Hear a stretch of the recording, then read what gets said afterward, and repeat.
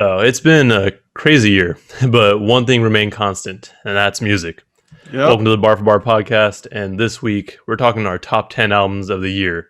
And joining me in this discussion this time around is Eric from the Hip Hop Music Podcast. Hey man, I'm excited to be here, man. I've been a fan since I found y'all. You know how I found y'all, right? Yeah.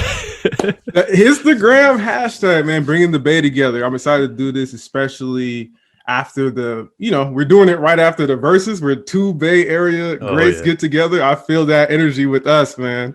Already. Most definitely. I mean, we'll get into a little bit of that too. Like we ain't gotta get right into the top 10. Yeah. So I get it. But if you want to do like a quick like brief intro about yourself, tell the fans out there. So what's up, y'all? This is Ray Love. I'm from the Hip Hop Babies podcast. We've been doing it for a year and a half. We talk about Black culture. We talk about music, of course, and we're all over right now. We're trying to bring it together. We're trying to get to visuals, just like the Bar for Bar podcast. We're a little behind on that, but I'm happy to be here. Me personally, I'm 23. I'm from the Bay. Love being in the Bay, especially right now. Trying to stay safe with everything that's going on. It is what it is, man. I'm happy to be here. Well, thank you for joining me. I know we've been talking on IG for a minute. I think right before the Peggy show. Yeah. So that was like over a year ago now. Yeah. And we've been trying to get some sort of collab going. We almost met at the Peggy show. Like we basically met. We said what's up, and then I got sucked back in. Back to the mosh pit. It is what it is, man. I was actually talking about that show yesterday with my friend that I went to with, and man, it's funny because he was actually wearing the same shoes, and I guess he didn't clean them since then, and they still look like a mess.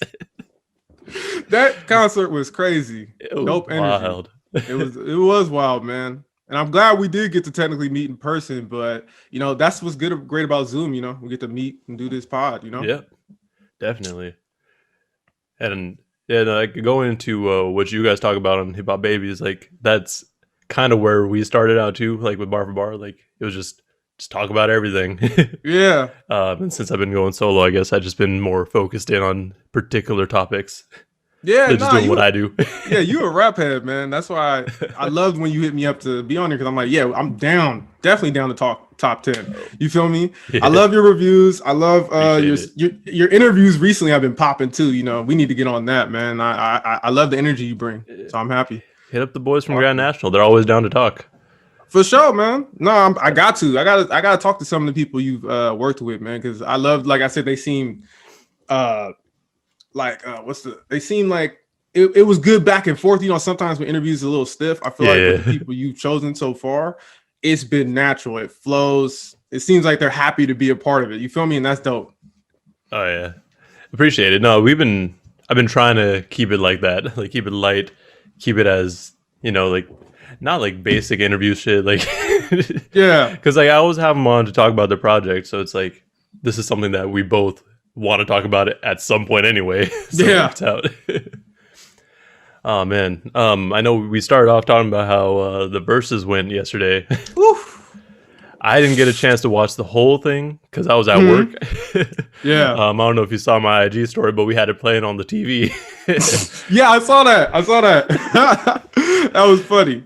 I mean, that's what we had to do, but you gotta do what you gotta do. I liked it, man. Like I said, I love it when the Bay Area can collab or do something together and it brings a dope energy. People don't try to show us love sometimes. I feel like it was dope to see E40 and Too Short flexing. Like we've been doing this for a long time. Independent hustle. It is what it is.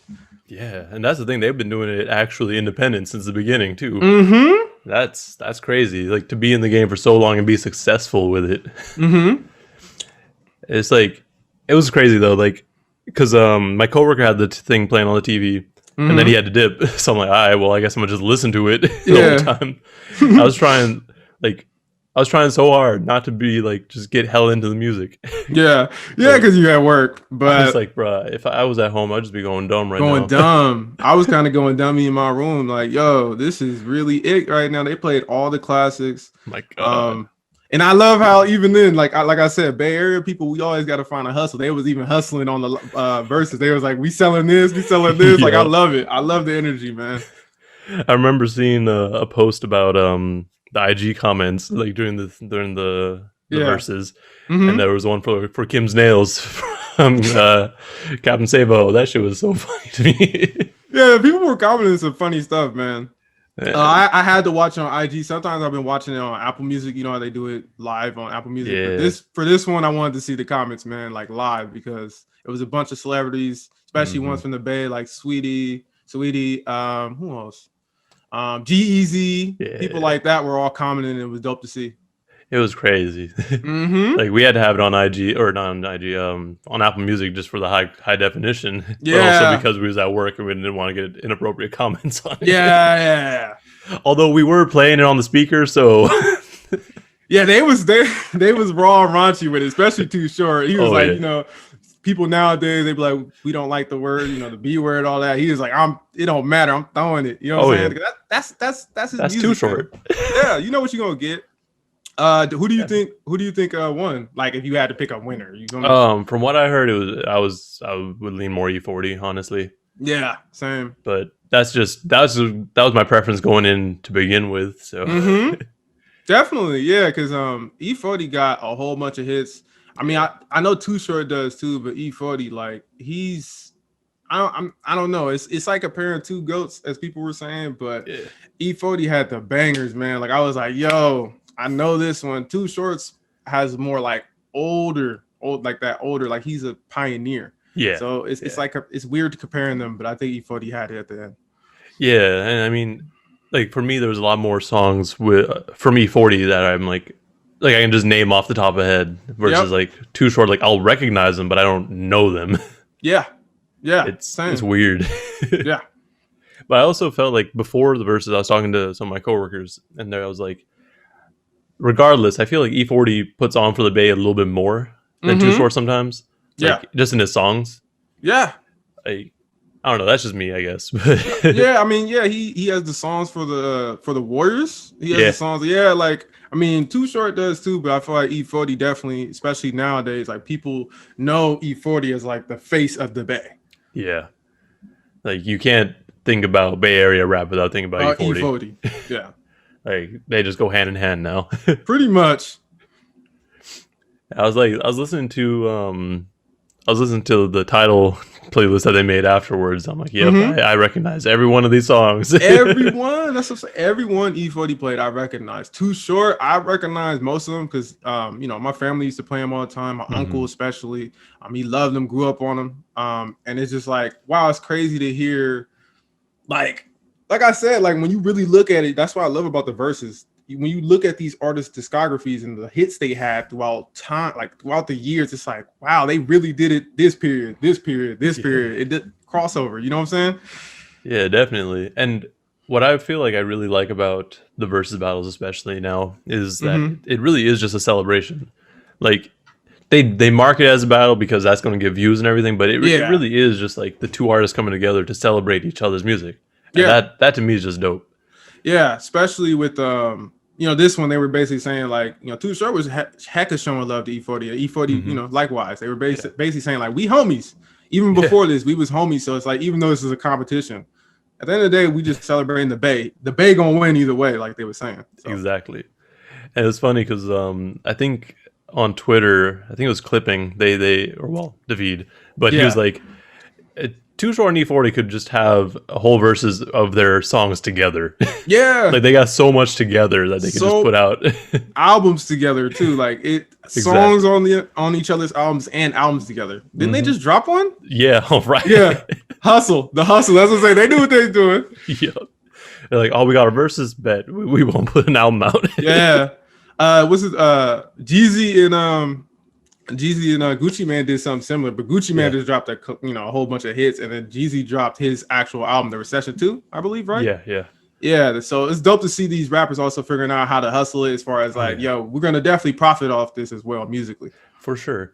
Although with the with the Jeezy and Gucci one, that was a little bit well, that was started beef. off a bit aggressive. yeah, that was beef. But this one was more friendly. I like both vibes. You know what I'm saying? Oh yeah, no, like it was definitely more like it was definitely entertaining to hear how Gucci and Jeezy were going back and forth because the whole time Jeezy was just trying to be all peaceful and like loving, and Gucci's like, "Nah, I'm gonna kill you." Nah, I mean, it is what it is, man. It's well, it was dope to see them together though. Yeah, like I find, like that's what I love about this verse. At the end of the day, we're all, well, for the most part, especially out here in Cali, we're at home chilling. There's no concerts. Yeah, I miss concerts so much. So the ability to watch basically a virtual concerts with two legends, it was easy, man. Yeah. I'm happy this has been going on like this. Definitely. And speaking of concerts, I think the last one I was at was it was earlier this year. I think shit, what was it? I think it was Rhapsody's concert. Oh really? Yeah. Yeah, with Rhapsody, Rock, and Heather V. Like, was that dope? It was dope as hell. Like I had already seen Rhapsody last year with Big Crit, and I saw that too. Oh, at SF. Yeah, we did. That's what I'm saying, bro. We like this, bro. And we would have known anybody. I don't even think, or maybe we did, but we didn't talk about it then. Yeah, I was there for my friend's birthday actually. Oh, that's awesome. We was right at the rails, and like they was there for the meet and greet and everything. So we showed up later, but it was dope to just be at the rails because they were like essentially VIP at that point. Like they're ordering drinks right at the rail too. Yeah, so we're just doing that shit too. Yeah, turned it up, man. I forgot the last concert I went to. It feels like it's been forever though. Shit. Yeah, no. I forgot. I'm trying to think. I can't remember because it's probably last year at this point. Yeah, at this point, I think it was last year for sure. Because I don't think I went to any at the beginning of this year. I was supposed to see Lupe, and then the COVID happened. So yeah, I mean that would have been a dope show. Yeah. When I saw last time I saw Lupe was actually the 10-year anniversary of the Cool. So like he performed the whole thing. You're lucky, man. I didn't. That's only because my friend hit me up. He's like, "Yo, I got an extra ticket." See, you're extremely lucky, then, man. I didn't go to that. I think this one was for Food and Liquor. So I was excited to see that as well. But they keep delaying. Like they haven't given me a refund yet. They keep delaying this concert. So I don't know what's gonna happen with that. But I'm excited for it whenever I get to go because I know he's gonna. Hopefully he'll. If they cancel it, he'll just do it when all this clears up, and then I can buy my tickets to that because I'm going. I want to see Lupe. I haven't seen him yet. Yeah, no, he's dope. And like it's same. I didn't see him until then actually. So that was my first time seeing him, and that was at it was the Berkeley Theater. So that was or the UC Theater. Sorry. So like it was a dope venue too. Like we were down at the bottom, but we're all up against the wall. So yeah, but it was still dope. Yeah. I mean, no, is like as far as concerts goes, like whether you're in the front or the back. Oh yeah, the front, depending on the show too, it could get rowdy. But if you just chill in the back and just watch, you get a whole different vibe, and that's what I'm missing. I just miss it. I miss it, but it's like being in a room with all the same, like all these people that like the same music as you. Like it just feels great for sure. That's what I feel like I'm missing out on right now. Like. Yeah, I'm just speaking into the void, and someone will respond at some point. But at some point, but I mean that's why I like doing the podcast because it feels like I'm trying to talk and build a connection and a community with people who also like music like us. Yeah, exactly. That's all. That's what it's all about for me. Man, like I feel like the Rona messed everything up. In terms of like a lot of the major releases that we were expecting, they ain't happening. They ain't happening now. And then also like, I mean, it's been a dope year musically still because I feel like the underground and some of the big cats have still held their end up. They're like, we're gonna drop no matter what. But there was a whole bunch of shows, a whole bunch of albums that got delayed. It's like Kendrick for show was gonna drop this year. Man, I'm mad. I'm not mad at the man because he takes his time, and I appreciate him. He puts in the work. He's like my favorite rapper, like as far as the mainstream cast nowadays. But He need to drop, man, a single. Give me a single or something. Some. Yeah, even the feature with Busta Rhymes, that was old. So it's like, yeah, that was back from before Good Kid, Mad City, or actually no, right around Good Kid, Mad City. Yeah, and you can tell just in his voice too. Like it's young Kendrick. Yeah, that's what I'm saying. So I need something from him. I want to know where he's gonna go with it, but at the same time, I know it's gonna be worth the wait. So yeah, the one that I'm still holding on hope for is J. Cole. The fall off. You can't promote it as the fall off 2020 and not drop it in 2020. Come on now. I mean, he might drop it, by hopefully, but I mean, knowing him, it's probably gonna be next year. I think a lot of these artists, they were planning maybe either for COVID to like fall off maybe later in the year, still going strong out here. Yeah. Or they just were like, we're gonna drop anyway, and hopefully we could tour next year. And I think right now it's so uncertain. They're just like, yeah, there's we'll wait. I think like the last day that Cole can drop, in my opinion, is Inauguration Day. Mm-hmm. If he's going off of that election sort of theming with it. Yeah. But after that, then there's no hope. It'll just show up whenever it shows up. Never. You know what I'm saying? Just like another artist who's playing with us, Playboy Cardi. Yeah. Playboy Cardi is the same thing. It's like these dudes have been hyping up their album and they never drop, and they post stuff like I'm basically about to drop, or they post a single and then they stop dropping forever. Yeah. J. Cole dropped 2 singles too, and then he just like, I'm chilling. And also that letter to No Name, but oh yeah, that whole thing. That was a fun time for my comment section. Man, when I posted that breakdown for the No Name video, there was like 30 comments over the course of a weekend, and I'm just like, I'm not going to respond to none of this because y'all actually having a conversation. But yeah, I mean, that's what I loved about it though. It basically just led to conversation. Yeah, especially because that's basically what they were saying too. Like, it's not really even a beef; it's just us having a conversation. Some people were taking it too far though. Of course, you know how it is. But it was interesting to see what that brought out of the people and their perspectives. Yeah. Speaking of surprise releases, though, Eminem. I don't know how I feel about this one though.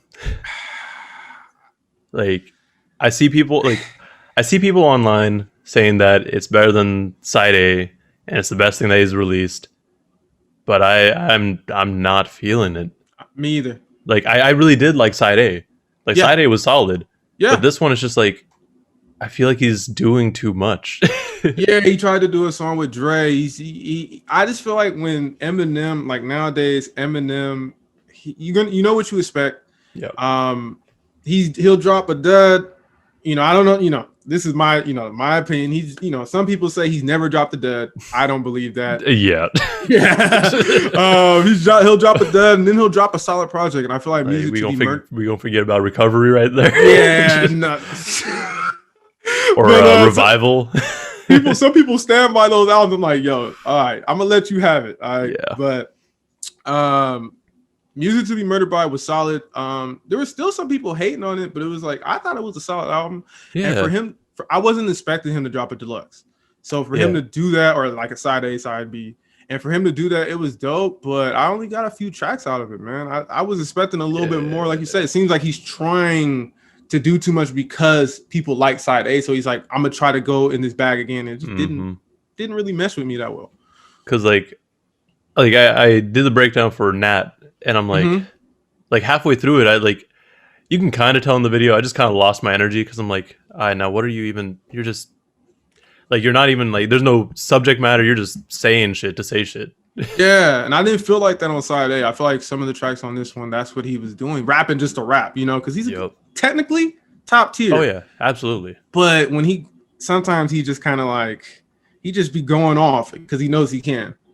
Yeah, and to me, it's like, I think, well, with Nat especially, just because I that's more fresh in my mind. Like, there's so many lines where I'm just like, okay, so you continued this idea, but then you just drop it off entirely. Like, to me, like, why are you just like throwing out all these like punchlines? Like, it's excessive after a certain point. Like, I get it, but I feel like Eminem just knows, like, he's top tier as far as rapping goes, so he uses that to, like, he uses songs just to flex. It's just like, you're just flexing at this point. Yeah. You could definitely be using that ability to stay on point, or like, I mean, I get it. Everyone goes on tangents every once in a while, but I feel like Sometimes it's like literally just tangent, whatever I could come up with lyrically. Yeah. And like for me, it's just I think he runs the same problem that a lot of lyricists I feel have been running into, where like they got the bars, but they either like they can't stay on topic, the beats kind of whack, or they just don't know how to make a song. Yeah. And it sucks because like there's so many lyricists that are just straight up dope, but I can't get into their music because it's just like you're doing too much, man. You don't make good songs, you just rap. And I definitely feel that way. Like that's why when there's an artist who could do that, like Kendrick, like J. Cole, they're usually, you know, heralded as top tier because they could do that. I feel like Eminem used to do that, but I don't know what it has been. I feel like with music, like I said, like we were saying, part A, he kind of did that. He had to like he had a little theme going. I feel like with part B, it like dang near loses the theme. It's just like, oh, these might be dope tracks you might like. Yeah. I mean, and like you said, there are a few tracks that are dope on it. Like, but I'm not going to be returning to this as much as I did side A. Like side A was straight up like gym music for me. Like I was like this is perfect. Yeah. But side B is just like, I don't know. Like I had to cut out a lot of stuff on my breakdown too because I didn't want to get hella hate for it. But like, ain't no one really pay attention to the podcast, so I'll still say it. But like I was listening to the beat. I'm like, what is this beat? Like people online are like, yo, this beat is dope as fuck. I'm like, what am I missing? Maybe that's because we from the Bay. I expect your beat. Like sometimes I give people a pass, or it's like I can see what you were doing with this beat. You know, I like sometimes people go out of the box, but I feel like Eminem recently, it's been hit or miss with his production, especially with albums like we were saying. What was it? A Revival. Like, oh my god, I don't know what he does with these beats. With Kamikaze, it was solid. Again, he kind of went back. And then this one was even like, oh, okay, now you're dang near fully back with part A. I feel like a lot of those beats were solid. Yeah. This one, I don't know, man. Maybe it was just like, that's what I'm saying. I feel like a lot of times with these deluxe albums, I'm not saying they're throwaway tracks, but they're tracks that could have made it, or like they just didn't fully vibe, so they just put it together to make like a second album. Yeah. It's a trend. I mean, it makes sense for smaller artists for sure, because like you want to keep your name in people's mouths. But M doesn't have to do that.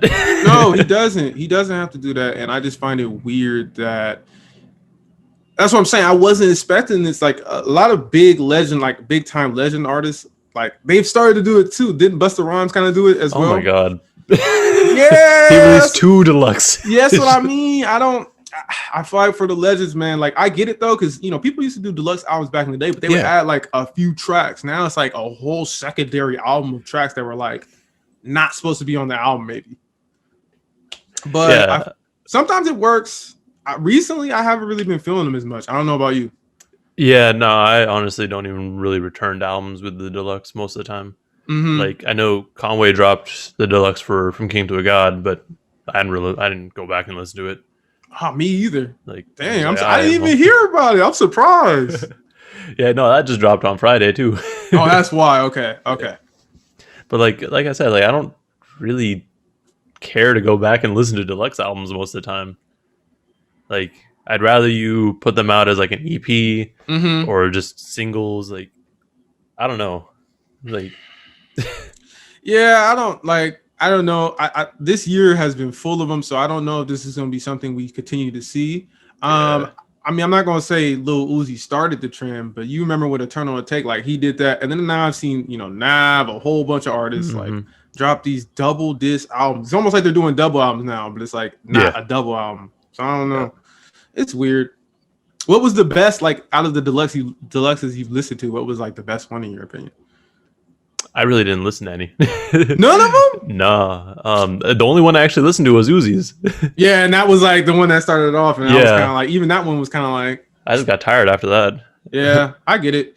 I kind of got tired of them too. I kind of check them out now. Like if it's like an artist I really mess with, I'll check it out. For example, Eminem, Right. But that's because he also did it like part B. But yeah. Sometimes he kind of advertised it as a separate project. Yeah. But we know it. We know what it is. Yeah, just kind of a spoiler for my top 10. There ain't no deluxe or bonus tracks on this shit. Me either. But yeah, no. I guess we can get right into it then. Okay, I'm ready. I guess to preface this is our opinions. Yeah. It's 100% subjective. This is not an objective top 10 list. Mm-hmm. God damn it. Like, before y'all getting ready to hate and shit, like, no. If your favorite album ain't on here, don't get mad, you know. For me, these are albums that I return to the most, the albums that I really enjoyed. Like, I am not just going based off of hype, off of like talent. I'm just going off of what I liked. Yep. I'm excited. I'm excited to hear yours. Shoot, I'll go first then. All right, let's go. Starting from the bottom.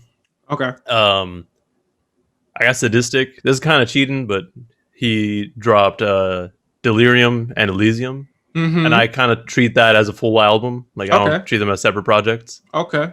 Then Chez Noir and Apollo Brown as God Intended. Okay.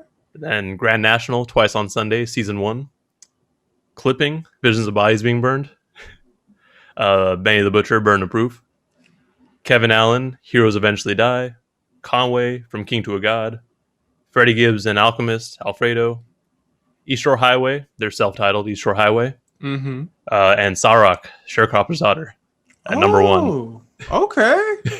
You got some albums that I'm not the most familiar with on there, but that I've seen you talk about. So I'm like, okay. Yeah. I think I've talked about everything on this one, actually. Yeah, that's what I'm saying. I've seen you talk about them, but I'm like, I wasn't that familiar with them, but that's dope. I like that list. I like that list. Are you ready? Should I just go now? Yeah. All right. So I'm going to go just like you. So 10, Ka, Descendants of Cain. 9, Benny the Butcher, Burden of Proof. 8, Boldy James, Manger on McNichols. McNuckle? How do you? I don't even know. I think it's McNichols. McNichols. Okay, thank you. 7, Clipping, Visions of Bodies Being Burned. 6, Conway the Machine, From King to a God. 5, Boldy James again, The Price of Tea in China. 4, Quelle Chris, Innocent Country 2. 3, Arm & Hammer, Shrines. Oh shit! I love 2, Freddie Gibbs and the Alchemist, Alfredo, and 1, Run the Jewels 4. Oh, nice. My list is a little bit more, you know. I wanted. It was hard. Oh yeah, this year was hard. Definitely, and I like how we both had Clipping at number 7. But no, like this album this year was pretty hard because like there was for me. My listening habits changed because it was more like I'll listen to albums that I'm going to review. Yeah. But like I also would listen to other albums, but it ended up being like I just don't return to those albums as frequently. Like I got hella honorable mentions, but yeah, like narrowing down like the top 10 was just hella hard for me. Yeah. And like leading up to this, like I kept swapping my top 5. Like for months, really. Yeah. I'm not gonna lie to you. Like even last second, like right before this, I was like, do I really have this album here? Am I leaving something off? Because I had to go back and think. Because earlier this year, like you said, my music listening, especially with the quarantine, I feel like the pandemic has changed the way I listen to music. You know, I listen to a lot of mood music a lot of times. So when it comes to my list, you know, that's why I got some darker stuff on here, and then I got, you know, the usual rap hip hop hit stuff, you know. It was a weird year for music, like we were saying earlier. Yeah, because like I don't know about you, but like I usually listen to most of my music on the drive to work. So like me being furloughed from March to October, I was just stuck at the house. So yeah, I was like, well, I guess I'll just listen to music when I'm doing nothing. Yeah, that's what I was doing. It's a lot hard to find time to listen to music. Yeah.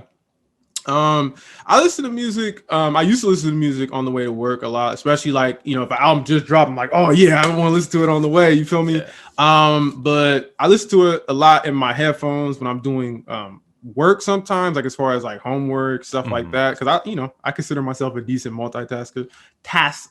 Sorry. And then what's it called? I also listen to music like, you know, on my speaker when I'm just chilling in my room sometimes, especially now, like you said, now we're at home. I really got into just letting this play on the speaker while I'm doing stuff around my room, either cleaning or like, you know. Right. Yeah, I mean that's kind of what you got to do now. Yeah, Like, I mean, it's not really much, you know what I'm saying? Especially with everything closed, you know, there's not anywhere you could go really. So it's like unless you're just getting food or like, you know, going to the store. So yeah, it's like you don't really have a chance to just sit in the car and listen to music. mm-mm. um, Mm-mm. man, but going like let's kind of let's try to elaborate on our list, I guess. Starting from 10. I mean, for me, having Sadistic down here was like for me. I'm just a big fan of Sadistic. Mm-hmm. I got the vinyl somewhere over there, but it's for me like Sadistic's music is interesting, and every album of his has been so different each time. Mm-hmm. Like I really started getting into him back when I think Flowers for My Father dropped, which Okay. was I think 2013. 13. I was gonna say Did that. 2012. Yeah, one of the two, but One of the year, yeah, it's close.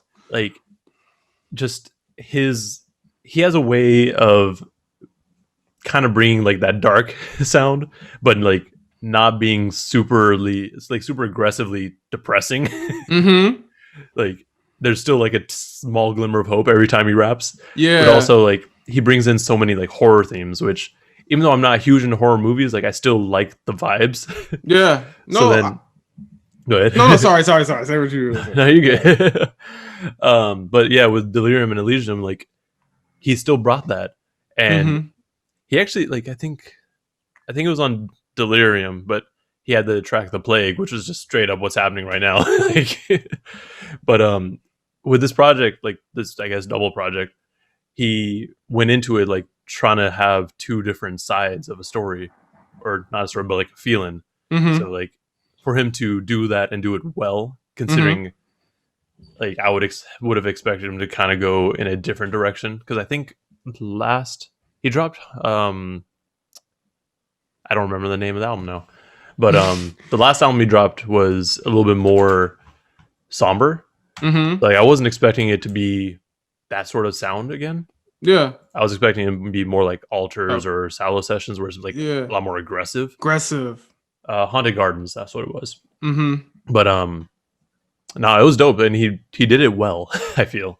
No, I love Sadistic too. That was I didn't sit with these projects as much as I should have. I'm not even gonna lie to you. Mm. Like I usually check them out and I get really into them. I think this year, like when they dropped, I kind of checked them out and then I kind of just, like I said, this year was weird musically to me, and I don't know. That's what I'm saying. When you had them at the list at 10, I'm like, oh, I almost forgot. Like Sadistic dropped 2 albums pretty much this year. And like they were dope, but I don't know, they just didn't hold me as much. But they were dope projects, man. Like Sadistic never disappoints me. Yeah, I mean, like I almost forgot about them too, but then Mm-hmm. I was like, wait, no, I really did sit with those for a minute, Mm-hmm. and um, I think the biggest reason that I kind of forgot about it, or like why you may not have sat with it as long, is because like I think Delirium dropped early in the year, Yeah. so it's like right at the beginning of quarantine, so it's just like Yeah. there's so much going on. Yeah. And like you said, my music, like as far as like what we review, you know, for my Yeah, podcast, it's like I don't believe we reviewed that, so it's just me going on my way to personally review it. yeah, That's you know, or not review it, but listen and review it internally. You know what I'm saying? So it's interesting, like how that got left off. Like now you got me mad because I feel like I got to sit and listen to it a little bit more. I feel like this happens every time, because I know Yeah, last year I brought up Boogie, and one of the guys was just like, "Oh, god damn it!" totally forgot, man. Because Boogie dropped earlier in the year, and then a whole bunch of other stuff dropped, and that was Yeah. solid though.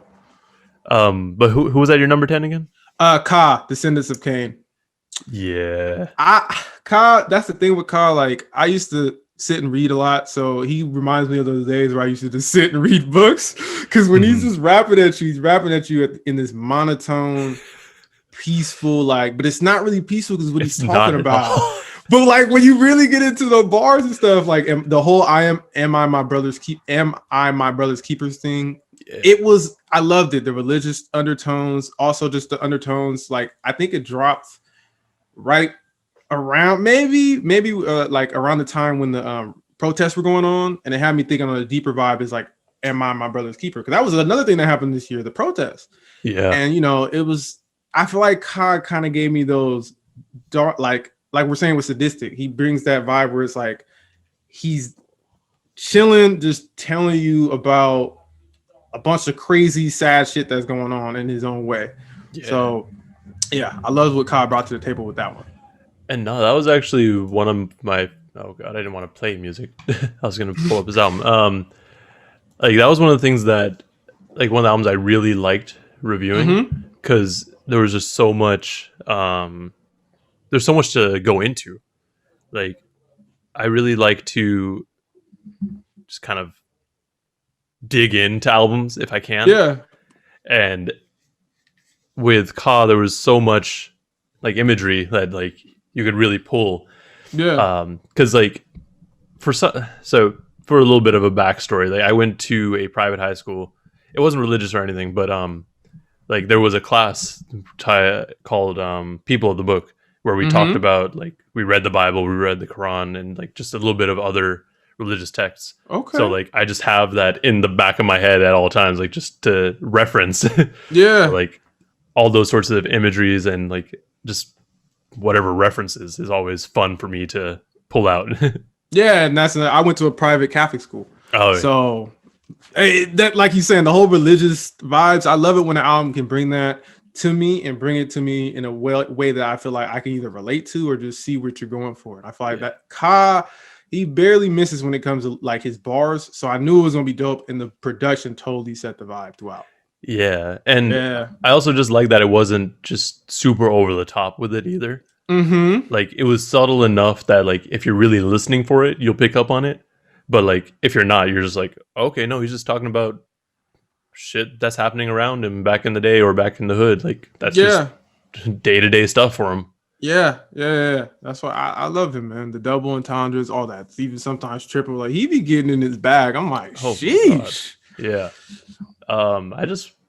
That's not the same Ka. Okay, I was about to say. Wait, no, is it? What?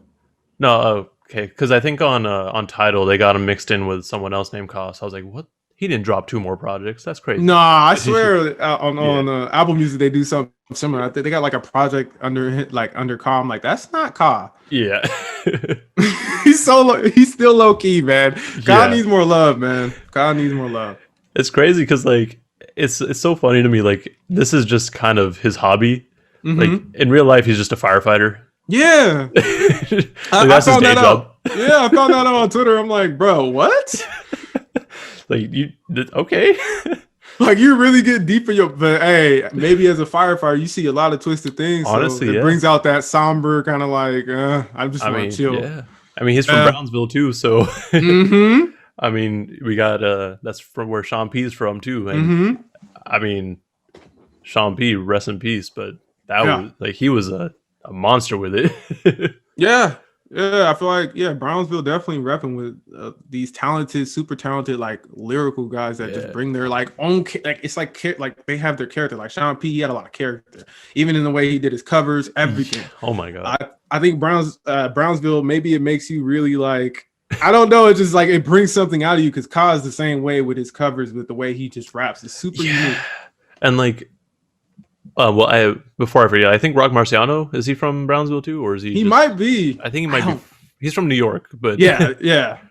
But yeah, no. Ka, like his album covers are just some of my favorite, and like he's just one of those people that's just hella deep into like just random stuff, like. Orpheus and the Sirens, like that. Ooh, that was dope. That was like I really like that just because of mythology. Like that's always fun for me. Yeah. But then Honor Killed the Samurai, like he goes super deep into one particular thing and just goes off. Over these beats that are just let him just go off on it. Like you're saying, like you really get to pay attention to what he's saying because the beats don't do too much, but they are there, and some of them are actually kind of hard to me. Yeah, like the lack of drums actually makes it. Yeah, because you don't need him when he's hitting you so hard with his voice. Like it's almost like his voice are not the drums, but it's like they bring that hard hit to it. Yeah, and that kind of it reminds me of like kind of old school New York sound too, because Murs like when he was doing the hip hop or Hip Hop DX, like the breakdown stuff, like he brought up how back in the day, like in the 90s, like East Coast rap was very light in terms of beat because most of the people listening to it were on the subway or just walking around. So they just got headphones in. So they really wanted to pay attention to what they were saying. Yeah. Whereas people on the West Coast, they was riding around. So like the beat's bumping. Way more important. Yeah. And I think that's what Cobb brought out too. Like, or that's what he does. And same with Rock Marciano. Like they're very lyrically focused and less like the beat's there, of course, but that's kind of secondary sometimes. Yeah. And Rock, I believe, Rock had a feature on this and he killed it. Killed it. God. I love it when they link. I love it when they link up. I think they had a whole project too, right? When? I feel like are you talking about this year? No, not this year. Like in the past. Oh, okay, yeah. I thought you meant this year. I was like, did I miss that? I'm like, I'm asleep. For sure. No. I was like, I feel like I would have heard about that. Okay. No, they have. Yeah, that's what I'm saying. They have.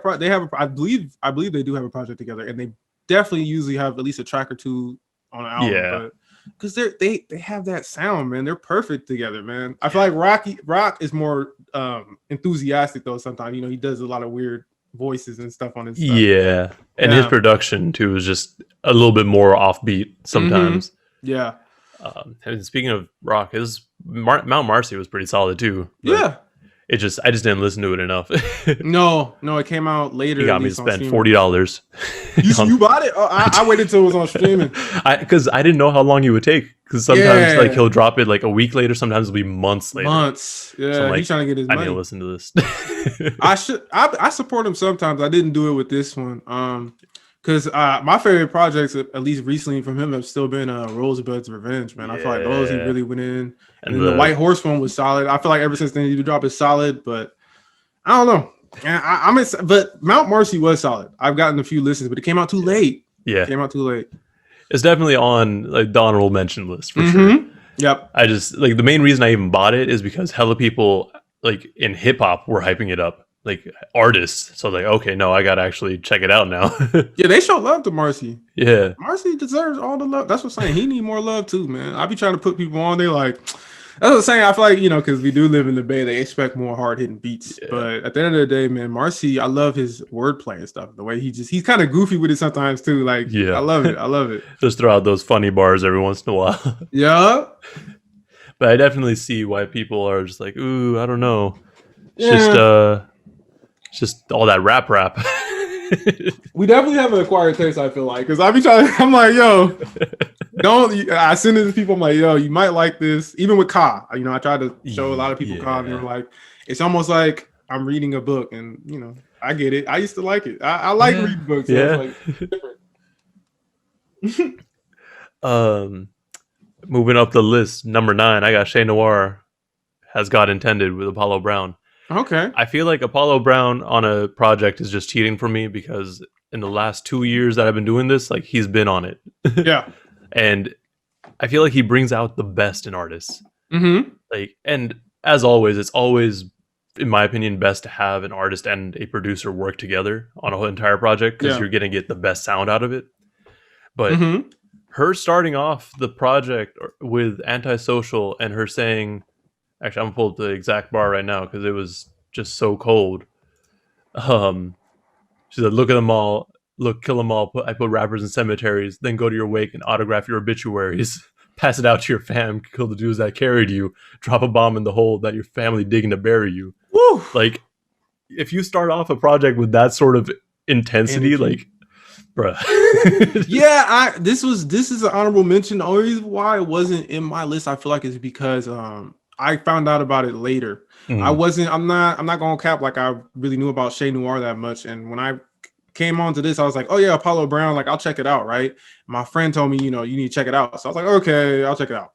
The beats, as you're saying, Apollo Brown, crazy. And Shay Noir, she brought it. Definitely. I was like, yo, who is this? Like, I'm surprised I hadn't really heard about her. I don't know about you. Have you heard about her much before this? I heard about her from the tape that she did with 38 Special earlier. I didn't know. That's what I'm saying. So I was more so like I was super impressed with how she brought like you're saying, she came out with that energy and she didn't really miss Hustle Don't Give. I mean, that's what I'm Black saying. Thought's cheating. Just having Black Thought on an album is not fair. For you, as someone I don't really know, to have Black Thought on the album and also hold your own, because Black Thought doesn't miss. Streams of Thought, volume 2 or no 3, no volume 3. I'm surprised. I forgot that's not on my list. It dang near could have been. Like Black Thought doesn't miss. So for you to have him on your project and you hold your own, I was blown away. I'm like, yo, I've been sleeping on her. I was sleeping. Yeah. No, she's dope. And even her After 12 project, she fully produced that thing and it was solid as hell. I need to go back. I'm gonna go back. Like, you making me. I gotta go back now. I was sleeping. Like I feel like on I don't know if you follow them on Twitter, but like RJ Payne, Ransom, 38 Special, like everyone who's associated with Trust, like I don't want to make it sound bad, but they feel in some sort of way about not being on top 10 lists. Like because they deserve. That's what I'm saying. Like I feel like rap. They deserve it, but it's also like you're looking to B Dot, and B Dot's one of those. He's like industry, like he's bigger than like this underground shit. Like you don't argue with him about the list. Like it's a whole different perspective. yeah, that's what I'm saying. Like I feel like you can't really get mad at people's lists because it's like they're all subjective and people look at music different and they either like sometimes they lean more towards the mainstream, sometimes they lean more towards the underground, sometimes they have a mixture of both. Yeah. But you can't really. Sometimes I get it though because you put a lot of work into a project and you feel like, yo, my project was the best out of it, like better than all of those. What are you talking about? But everyone has their preference, and I feel like they deserve it, but I don't know. Like I love that you prefaced what we were talking about with like this is our opinion because we might leave somebody off, but yeah, it was just so much this year, so much talent. Yeah, and like speaking of everyone in Trust, like RJ Payne he's dropping projects every week. Like he has another one coming on Monday. Like, bro, like, you dropping that much work. And like, a lot of it, I can't keep up. It's hard. I know it's going to be probably solid or dope, but it's hard to keep up when you drop projects all the time. Same with 38 Special. Like he put out 1995 last week, and I'm like, I didn't get a chance to listen to it yet. Don't have time. And like Ransom, like he's doing the same thing. Like every few weeks, like he's got a project out. I'm like, bro, I know you're dope. I can't listen to this right now. Yeah, because like you have other things you gotta listen to. You working, it's like, bro, and it's like you try to go. Like I try to go back and like, okay, I'm not gonna listen to it right when it drops, but check it out at least later. And by that point, I'm like, yo, like it's later. I've already like sat on other things. Yeah. So it's hard. The mainstream equivalent of that is and not nowhere near as talented, but I mean, if you're an NBA YoungBoy fan, YoungBoy does that where he'll drop a project every month, every week, and it's like I try to at least check him out, but I'm not a fan either. It's like, bro, you drop too much, and to me, he's not that talented. So it's like at least with them, they're dropping quality work. Some of these people they drop a lot, and it's like, yo, you missing me now. You dropping too much. It's almost like they took kind of the Griselda route back in the day, where Griselda was dropping stuff damn near every month. Yeah, but at least then it wasn't one artist. Like it was either Benny, West Side Gun, Conway. Like they had a good mix. Yeah, but it was. Anyway, Shea Noir was dope. Yeah, it was dope. Missed my list, but it was dope, man. I'm glad you had that on there though, because that project definitely deserves love. And also like female rappers this year have been putting in hella work too. Like there's other people that like, I mean, Lyric Jones, like her project, I think it was executive produced by Fonte. So it's like that was a dope project. Obviously Star Rock's at number 1. And then I could have easily put Shea Noir on here a few times. Yeah. Like they be spitting. Yeah. I was honestly surprised Rhapsody didn't drop something this year too. Yeah, did she drop a few singles? No project though, huh? I think she put out one official single, like with the Rock album. Okay, yeah. But like she's been doing that thing where artists take songs off of their recent album and make it into like a playlist sort of thing. Okay, that's what she's been doing a bunch. So for sure, it is what it is though. I'm surprised though too, because rap usually comes hard when she drops, and has she been dropping yearly recently? I think so, dang near, huh? Or every other year, right? Every other year, actually. Okay. Yeah. Okay. Well. Yeah, female rappers have been holding it down though. I mean, I wanted a project from Tierra Whack, but I didn't get one. But even the singles she's been dropping have been different and dope, And I gotta really get into Shea Noir. I gotta do my work now. I gotta do my work, man. I gotta do my work. Nah, she's hard. Feeling it. Yeah. And this project was dope, but I just didn't have I feel like I didn't have the time. But since I'm on break right now, so I'm definitely got the time to go back and check out this artist. I'm about to do that. It's really right just after like this. it's really just like there's something in the water in Buffalo, bro. Like yeah, it's crazy, man. Like, but who'd you have at number 9 again? I had Benny the Butcher, Burden of Proof. I have it lower just because it could have been higher, but the other projects I listened to a lot more because they either were my mood or it just was like something different. I feel like Benny on this project, I'm not saying he missed, but he did have the song with Big Sean and Lil Wayne that I kind of messed with, but I kind of didn't like the features as much. Yeah. And I feel like overall, I didn't go back to it as much as I was expecting, but it's still in my top 10. So that's not me hating on it. It's just, there was other projects I just went back to way more throughout the year. And it came out, when did it come out? Like October? October, so it's a later like year mid-October? project. Yeah, it's a later year project. So I was kind of like, should I put it higher? Should I put it lower? I might later on change it. I don't know, but for right now, I think that's a solid placement. Songs like Thank God I Made It. Thank God I Made It. Let me pull it up. Thank God I Made It. Sorry, let me pull it up. Where would I go with Rick Ross? I feel like Rick Ross had a solid feature. One Way Flight with Freddie Gibbs. He let Freddie Gibbs do that playful little hook and then like a little verse, but really Benny really kept it about him and didn't really miss on the project. Besides that track with Lil Wayne and Big Sean, even that's not really a big miss. It's just like the features kind of threw me off. Yeah. Yeah, like I know when that track came out, like I that was another track I did a breakdown for, but like I wasn't really too into it, but when it came on in the album, I was like, okay, cool, it makes sense here. Yeah, it fits. But I'm sorry, I'm not the biggest Big Sean fan. I don't hate on Big Sean, but I'm not the biggest fan. I tried because Kanye put him on years ago, but and then Lil Wayne, you might get a fire verse from him, you might get a mid one. I feel like that was kind of like it was in between, but look, it's always great to hear a legend, especially on a Benny the Butcher project, because I was not expecting him to get those type of features on here. But to me, it showed me that Benny has the most crossover potential out of Zelda, like easily. Like on this project, the beats, especially Hit Boy. Shout out to Hit Boy. He had an amazing year this year. Nas's could have been on here, but it wasn't. But Nas's project, was it King's Disease? Yeah, right. King's Disease. King's Disease was dope, man. So I think that overall, Burden of Proof, though, like, Benny showed me that he got the lyrics, he got the crossover potential, and I'm excited to see where he goes from here because I think he's saying he's already planning to kill next year, and he just dropped the single, right? Yeah. Oh, well, that single I think is for his the movie that he's working with. Still, but like he got big things planned next year, and I think that he's gonna definitely pop in no Griselda. The movie, because I remember they were talking about that like a while ago, and it's dope to see it finally coming to fruition. Yeah. So now I'm excited to see what they do next year, especially Benny, because they're gonna drop like 5 projects in a year. It is what it is at this point. And we for sure getting Tana Talk 4. Yeah. I'm excited for that because Tana Talk 3. Woo. Oh my god, that's what I'm saying. That one just barely missed my list last year. I think it was the year before. I don't remember now, but I had Benny on it. It might have been 2018. Yeah, you're right. I think it was because I had listened to it too late in the year that it just didn't make it. Yep, but it would have. Yeah, that's how it always is, man. That's how it always is. But I guess I'll get in a little bit of Benny because I have him a little bit later on the list, but or earlier on. Higher up, whatever. Yeah.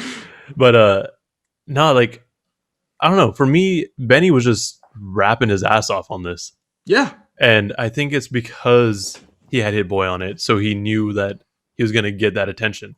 I think it did the best out of any Griselda project this year too. Even though Who Made the Sunshine was on Shady, but that's a whole nother thing. Didn't get no promo. No, I was surprised. And Westside left anyway, so yeah. But no, like this album, it was really solid. Like I don't know, I kind of go back and forth with it. Like that's why like my list isn't like solid in terms of placement either. Like like early, like I know when it came out, I was talking to my friend at work, and I'm like, "Yo, this album's kind of mid," but like that was like right off the bat, and I was expecting like amazing stuff. Yeah. So like it didn't meet those expectations, but it's still really dope. I mean, especially One Way Flight, like that. Freddie, honestly, he might have verse of the year with that. Yeah. Like that was just, it Yeah, was just that's hella what funny. it was dope to see him have that funny little vibe, add that funny little vibe on the track, and even his verse. I felt like his verse, I don't know about you, but it felt like it wasn't the longest, but he No. still like killed it. Like that's what, like I don't know what it is with Freddie, man. Freddie killed it this year. He's cheating. He's Like, cheating. like every year he's put out something dope. Like this year Alfredo, last year Bandana, and wait, did Fetty drop last year? No, I think that was the year before. No, a year before with Currency, but, right? Yeah, but then the year before I had Fetty and Freddie on there, and I think Shadow of Doubt before that. Like every year, it's just been dope. I mean, even going, Pinata, oh my God, that's years the day. Like he hasn't been missing. He's been on a roll ever since. I feel like even before Pinata, he had solid projects, but I think ever since Pinata, that's when he's. Yeah, I feel like because he got a lot of love with Pinata, I feel like he was getting love before, but like it's different now. Like now he's getting near like top tier underground / like he's not even really under. He just got nominated for a Grammy though. Yeah, which is crazy. You know what I'm saying? It's so wild. I know. Like. This year's been crazy, like to see Freddie Gibbs. I mean, I was expecting a Griselda member. That's probably why I brought. I was expecting a Griselda member to get nominated, but I mean, this year it was crazy with the nominations to see Freddie on there. Like I thought maybe Burton would be on there, but maybe it came out too late or something. I think so. Yeah.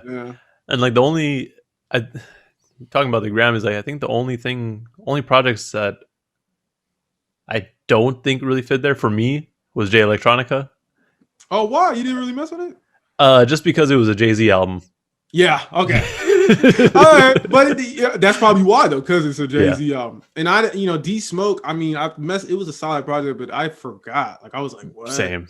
So like, I liked it when it came out. Yeah. And then I was like, when it came back, I'm like, what? Really? Really? You know what I'm saying? Like that could have been replaced too. But yeah, Jay Electronica. I think that was kind of forgotten for me as well. I don't ever really go back to it. But I know some people who say it's like still like one of their favorites. Yeah. So I mean, again, it's our opinions. Yes. But the Benny's album was dope. But yeah, like I said, I wasn't. I don't know, with Hit Boy, like I know what to expect, but I wasn't expecting Benny to work with Hit Boy. You know what I mean? Like I was expecting more of that traditional Griselda sound, but. It still worked. It still worked though. Like I said, like I feel like Benny was trying to show, like I was saying, he could cross over, and this was the perfect way to do it. Because Hit Boy, he don't miss. Like especially this year, he did not miss. Even with Nas, like I wasn't expecting Nas and Hit Boy, because even though Hit Boy, I know he could do that production kind of, like it's still a little different. Like I don't. He worked with a lot of people I wasn't expecting him to work with this year, and it was dope to see him not miss. So, I mean. I feel like you have to kind of change it up though, because everything mostly from Griselda this year was gritty.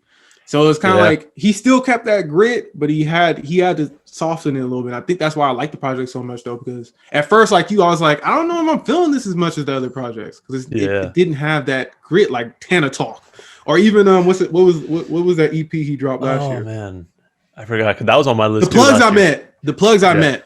It didn't have that grit, the same amount of grit as that. But with this one, it was like, okay, I see what you're doing. Because even though he's not on Shady, if you could do that and like stay on your independent / like Griselda grind and just have that sound, you gonna make bread. Do that, man. I think like, did he hit #1 that week too? Like I think he might have. He might have. It was ridiculous. That's what I'm saying. The love he was getting, I was like blown away. I was like, dude, Griselda, man, they had a year. They had a year. Definitely. Moving up at #8, I had Grand National Twice on Sunday.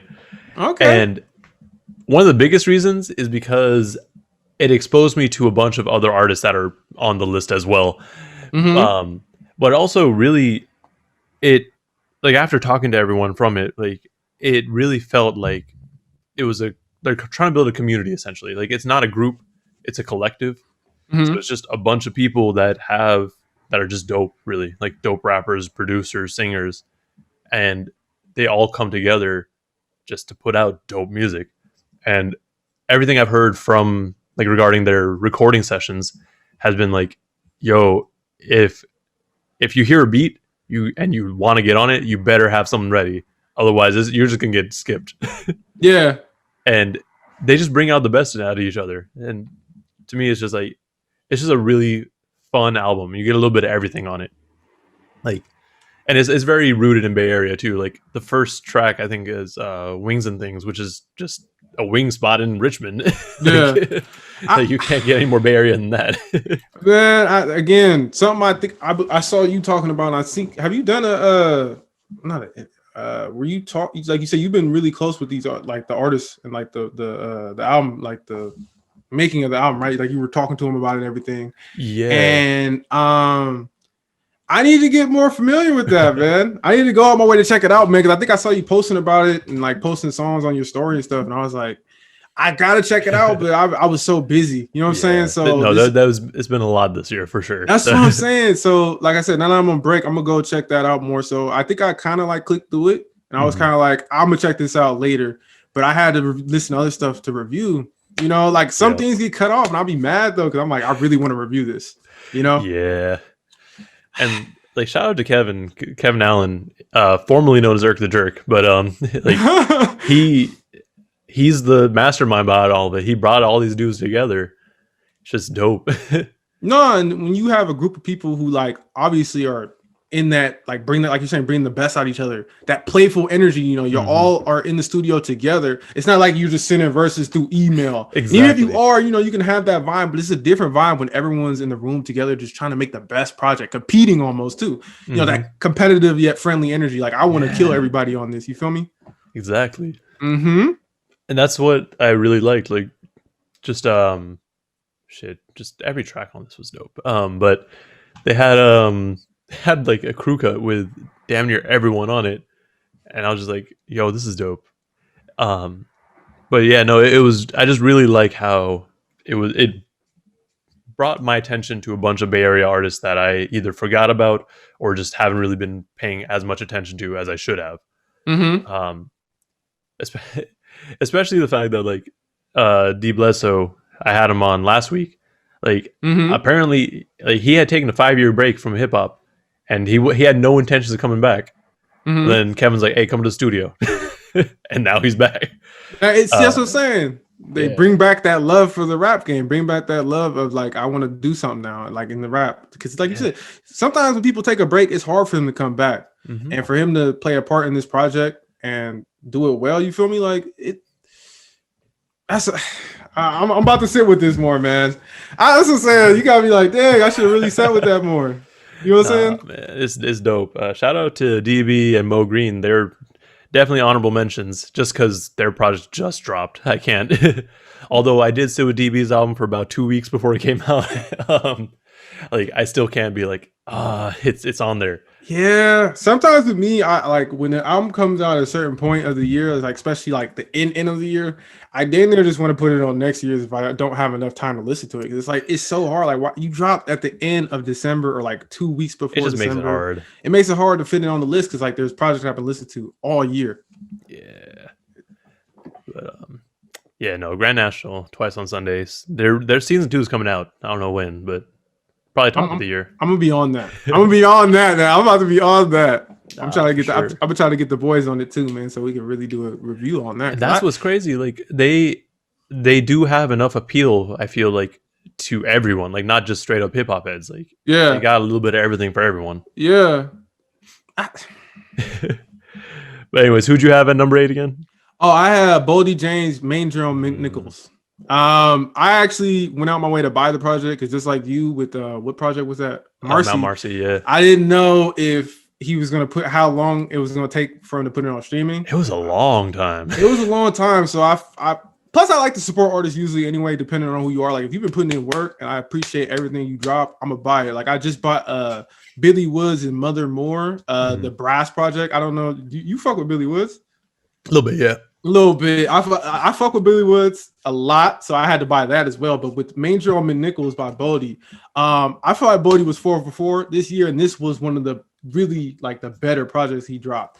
The jazz rap fusion on tracks like Mommy Dearest, a eulogy where he was saying like basically like I know my mom likes the second son more. Oh, Like it was like a lot of dark ass vibes on this. It supposedly was recorded over like multiple years, so you can kind of hear it in like his voice and what he's talking about. That grit, because that's why I feel like he's the perfect fit for Griselda, because he brings the grit and grind like no other. You know, that Detroit. I think a lot of people from Detroit, like, it's something about, like, you know, I love Danny Brown. oh my God. He's not as wacky as Danny Brown, but as far as like yeah. the way he flows, is just like, it brings, like, it literally makes me see what he's talking about sometimes. It's just very smooth, but he's not talking about smooth shit, you know. Like, there's a lot of pain on this. Kind of like Ka in that sense. There's a lot of pain on this, and I mess with it. I think it came out. I forgot when it came out through the year, but I was in my head a lot, and I feel like the project really set the mood. Like, I would just play it in my room. I'm like, yo, this is crazy. Like, especially after the price of tea in China. To see him drop this kind of like after, I believe this was the project that came next. Maybe it was the one with Jay Versace. I think Versace tape came out. Okay, so maybe the Versace that might have type, come out before. That might have came out a little bit before, but to see him drop this and it's dang near on the similar level to me, man, Boldy really went 4 for 4 this year, and this was a top tier drop for me. I still need to listen to the McNichols, honestly. The only reason I was like hesitant at the beginning was because apparently the producer that he worked with for it had to put it out. Yeah, Sterling had to put it out because he wasn't, like, Boldy never paid him for it or whatever. I didn't even hear about that. Like, really? something like that.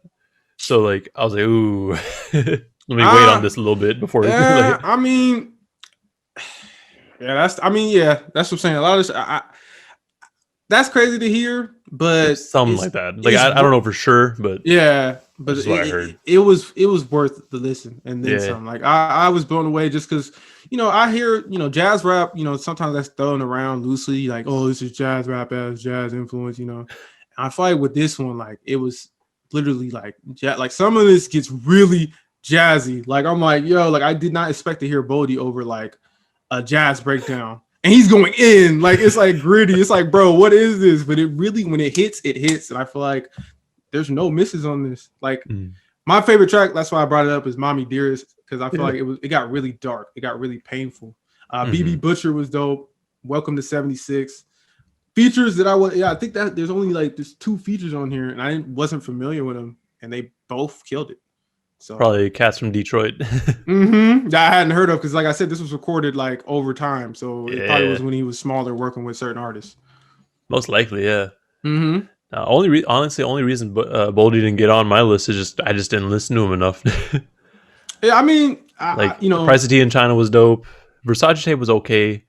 The project that he just dropped, Big Bad, or was it Big Bad Boldy, right? Bad Boldy. Yeah, that was pretty dope. I love it. Yeah, just again too new.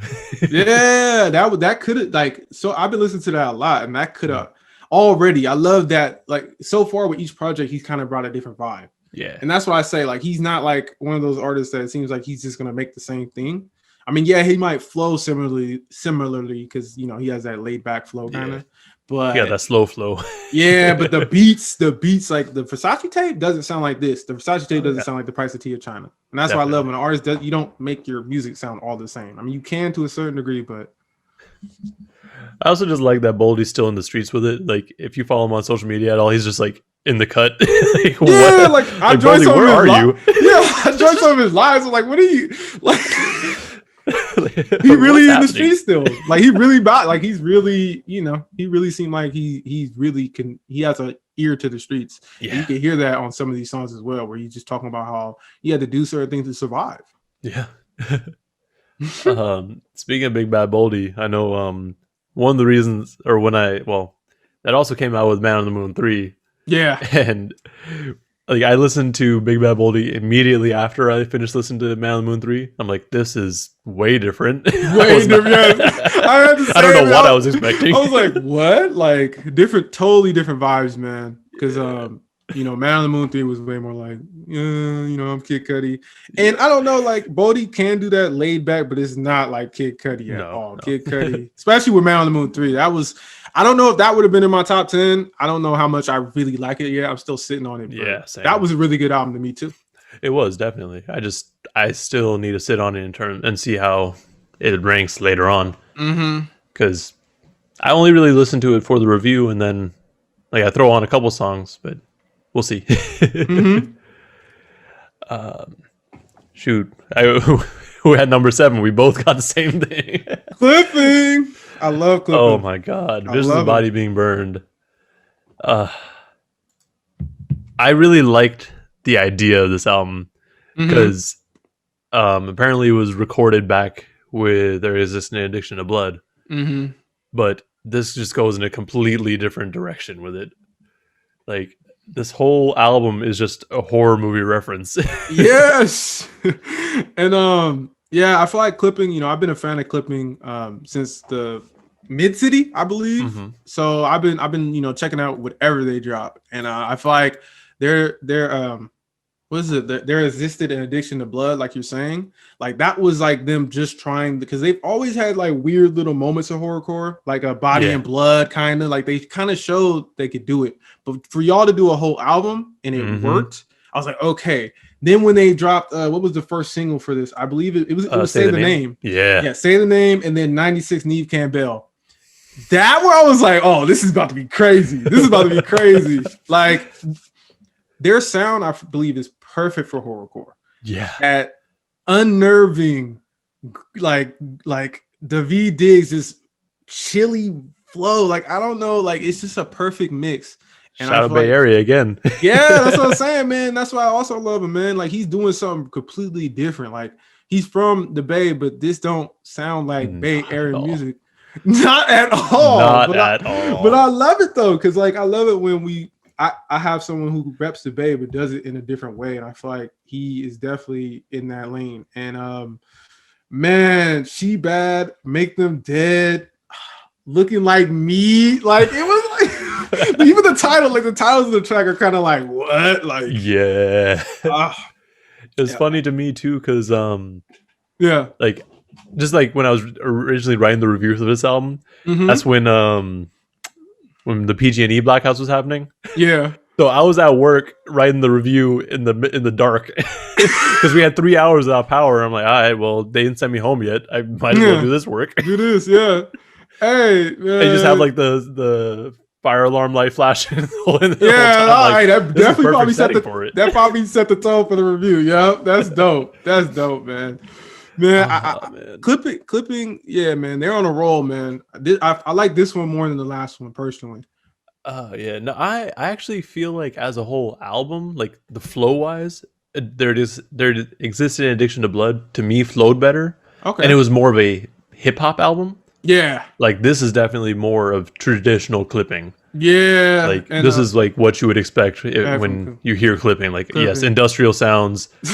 Just I need it. Yeah, no, because we did a review for it on my pod, and I tried. The last one I think they liked the last one more because it's like you had a more much more accessible sound. This one when they went all the way, but I love it when they do that because they did it well though. They did it amazing, spectacular. Like it could be higher on my list, but the other projects I just like listen to so much more. But this one, especially because it came out around Halloween, or it was around Halloween. Perfect. It was so good. Yeah. Like, I don't know if you've really paid attention to the album art, but that's teeth. Teeth, yeah. It's teeth. The other one was like pins. Yeah. Yeah. They look like nails or pins. Nails or something. Like I when I first saw this album, like, wait. I was like, am I looking at like this? Like, why is this like different cover? I was like, am I listening to the? I'm like, oh wait, that's like a reference to the other one, and this time it's teeth. Like you're saying, that's dope. That's like it's like I just love this album, and having Say the Name coming out as the single, and having it come out especially this year, like where we've had so much bullshit happening with people just getting killed for no good reason. Yes, like. I know that wasn't a reference to it because this was recorded last year, but like it's just very fitting. Yeah. Like to have that as the lead single, especially because clipping is very pro-black and like basically like do good shit, don't be an asshole sort of thing. Yeah. Daveed Diggs definitely even in the movie did you see the movie Blind Spotting? Of course. Yeah, okay, of course. That's what I'm saying. So that's what I'm saying. David Diggs definitely is about it, what he talks about as far as like the positivity, pro-black thing. So I think he's really educated in it. And I feel like with this project, like you said, even though it wasn't a total reference, I feel like clipping when David Diggs raps about stuff, it doesn't matter when he records it. It's gonna be relevant because things don't really change that much. I feel like that was the perfect, like you said, the perfect single to set the tone. Because once he drops say the name, I'm like, oh, okay, I know what this is going. This is gonna be the clipping I love. And then, like I said, 96 Neve Campbell. Woo! Because the last one had a Benny, like you said, it had a bunch of like more hip hop. But this one, man, I feel like it was the perfect tone for a horrorcore. Like they went totally like they were like, all right, last time we're trying to see how it is. This one, it was like, bang, we're going full-fledged horrorcore. Like, nah, we ain't cutting no strings, not leaving nothing unturned. So, and what's crazy is the other dudes on it, William Hudson and Jonathan Snipes. Like, they're producers for like movie, like their music's in movies stuff. Like, so like. When I was listening to their Existing Addiction to Blood, like that was just straight up cinematic. Like, and I had one of my friends listen to it too. Like when he had to fly out somewhere, and he's like, "This is the only thing I listened to the entire time." And the entire flight, I'm just like, "Yeah, no, this is this is a journey." And I mean, I don't want to talk about last year's album too much, but the there was that track where they had that drive by, and like apparently on like David talked about it on Twitter, and he's like, yeah, no, we actually did that to get the recording. Like that is legitimately what happened. Like they drove through and shot off like to get the recording. That's what I'm saying. Like they really bring a passion. Exactly. Like you could feel that they're into what they're doing. Like it's art, you know. A lot of people, you know, music is art, but I feel like with clipping, they go the extra mile. Definitely. They record something. You know, they're one of those artsy groups, you know. And then there was before we move on to the next albums, with their existed what's this album again? Vision's Bodies Being Burned. Sorry. Like there was one track where I'm gonna call out this guy on my comments again because he was being stupid. But there was one track, I forgot the name of it now, but it was a very obvious reference to someone getting lynched and then coming back to life and haunting all the white people. And this dude was like, well, I don't know where it says that this dude was lynched and he's haunting. And then it's like someone else commented like it was a long ass post. And then they're like, well, I still don't see it. I'm like, well, it's also in this line by like come on now. You weren't paying attention. Like, no, here. It's right here. I mean, obviously we won't know for sure until David says it himself, but no, this is more than likely. It's quite clear. And that's it sounds like something like I don't understand why some people like they always gotta argue when it's quite clear what they're going for. I feel like sometimes they don't want to face. I don't know. It's like, why would you even like if everyone thinks it's about someone getting lynched, why are you trying to be the person that's like, I don't think it's about that? Like quite clearly you could point to a reference or a line where it's like you can see what he's trying to do. Even say the name, it's about Candyman, like racism. Like that's in their lane. That's in their lane. Like, I mean, Candyman is perfect for them because the whole story is just like racial fuck ups. Like don't do that shit. Oh man, but like I'm trying to see what I said exactly, but I'm like, other than what I brought up, I also got it from They Call It Passing, but they call it passing, that's not it, they lying. Because since oftentimes when black people get lynched, people on the news and people who report on it say, oh, it was suicide. Like, nah, you know damn well that was not the case. No one's gonna what sane black man is gonna go out and hang himself on a noose in public? Like, come on, man. Like, I don't know, man. I be getting tired of it, man. So I love it when clipping tries to. That's what I'm saying. They always try to also tackle topics like that. Yes. And talk about what's going on for real, even over these weird ass beats. I love it. Yep. And just like all the references to horror movies and just horror themes, like you said, Candyman. I'm pretty sure there's like references to the Blair Witch Project. He had like ghost recordings on it too. Like. So like it was just a wild album. I thoroughly enjoyed it. Perfect for spooky season too. That's what I'm saying. Man. Moving up on the list, I had Benny at 6, so we already talked about that. But who'd you have?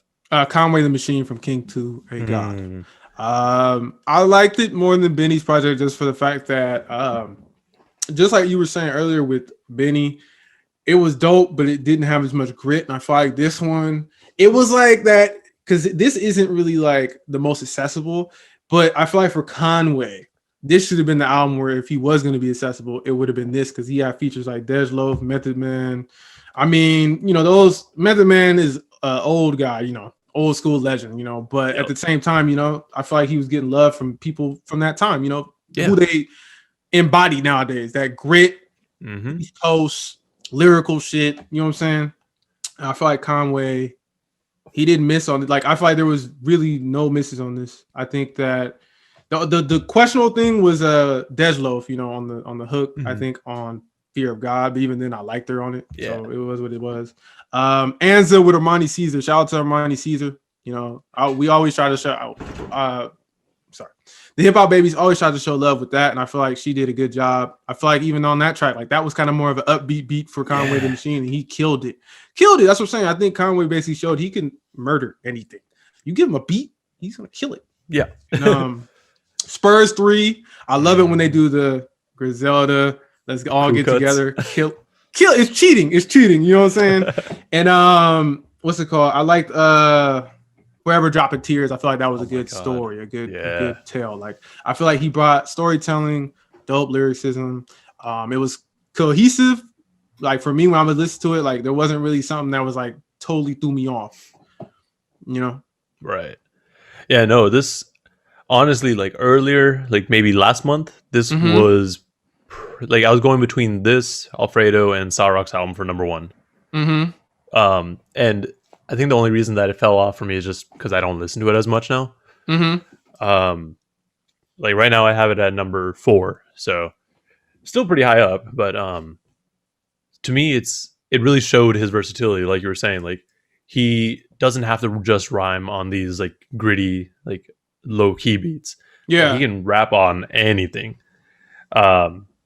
Plus on it, like verse of the year, also like another verse of the year contender, Method Man on Lemon, like killed it. Like he carried that CNN and Interscope bar for the entire verse. It was just insane to me. Method Man is crazy. I feel like Method Man, like if anybody from Wu-Tang, because Ghostface Killer, Raekwon, all of them, sometimes they'll show up on someone's album. I find Method Man because of his like personality, he's even in movies, every once in a while on TV shows. Like he has that swag, that charisma, and he could really hold, like you said, he had references to that and held it throughout the whole thing. And it didn't get boring. It was like, wow, you're really about to do this. Like Lemon was crazy. That was a dope single. That was like, okay, that's when I knew I'm like, Conway coming hard with this. Because Lulu was a little EP, right? That was earlier this year. Yeah, with The Alchemist. That another honorable mention. That shit was dope too. That was solid. That's what I'm saying. Like this year has been flying by. So I'm still mad that I couldn't get that bomber jacket. I couldn't either. I'll be trying to get some of these merch droppings and stuff. I'm like, bro, it's gone on like already, or like right when I was able to buy it. I'm like, dang. But yeah, man, Conway. This album was dope. Conway, yeah. Dope. And speaking of Method Man, like I feel like as far as Wu features, he's probably the most consistent. Yeah. Like I haven't found a bad feature from him. Also, shout out to Method Man for hopping on the comments and breaking down his own verse in my breakdown. I did not. Hey, shout out to him for doing that. That's dope. That shit was wild. Like, because what's crazy is so there was a back and forth between him and this other dude that was commenting. Yeah. And I think I was playing Warzone or something. And I was like I checked my phone. I'm like, why do I have like 8 different comments on this post? Yeah. And I was like, oh, okay. And he was using his real name on his YouTube page too. So I was like, no. Yeah. Okay. Because it ended like the last comment he made was like, the person who was talking to him was like, hey Calvin, or Mr. Harris, how you know this? Yeah. He's like, well, because I wrote it. And you're like, oh, that's Method Man. Oh shit, you're right. You did write this. So hey, that's always dope though to see that these big time artists or like legends be checking up looking on the out. comments. They looking out because they want to know what people are saying about their work, and they will also want to correct people when they spitting some stuff that don't make any sense. Weren't one of your videos also included in like a Rap Genius breakdown of Lupe? It was on the House EP, right? That was it was for the track Shoes. Shoes, yeah. So yeah, you be definitely getting loved by, like, you be getting that was noticed. crazy to me, and that's dope, man, because you be putting a lot of work into the breakdowns and like what you like. You get really deep into it. Thank you. I try. It's all that private school teaching. Yeah. Trust me, I know. Hey, like, it's funny because I hit up one of my friends from school, and I'm like, "Yo, I hope all the English teachers are proud of me because I'm putting in work." I'm putting in the work. I feel it. And she was like, "Yeah, no, honestly, you're probably the only person that's actually using all that stuff." You're like, I was into that. You know what I'm saying? Like, I love like analyzing, like especially like poetry and hip hop. Like, it's hella, like, it comes easy to me. Yeah, thankfully. But no, that shout out to my English teachers.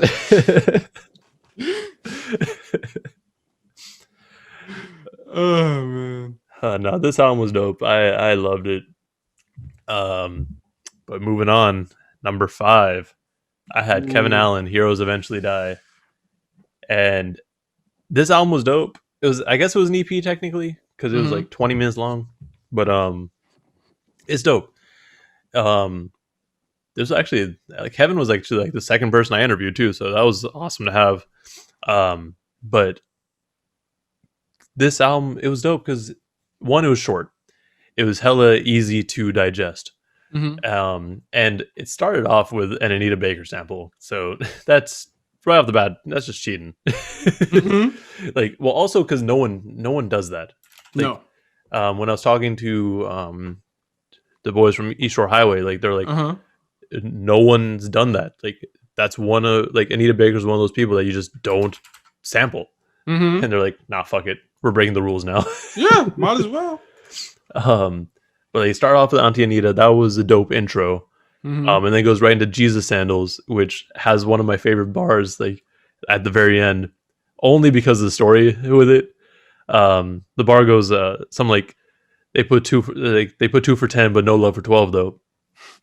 And that's only hilarious to me because I was driving with my sister, and that bar came up, and she's like, "But why?" And keep in mind, she's 11, so she doesn't really know. Yeah. So it was just really funny to me. I'm like, yeah, I'm not explaining this to you right now. Yeah, you too young. You'll get it in a little bit. You know what I'm saying?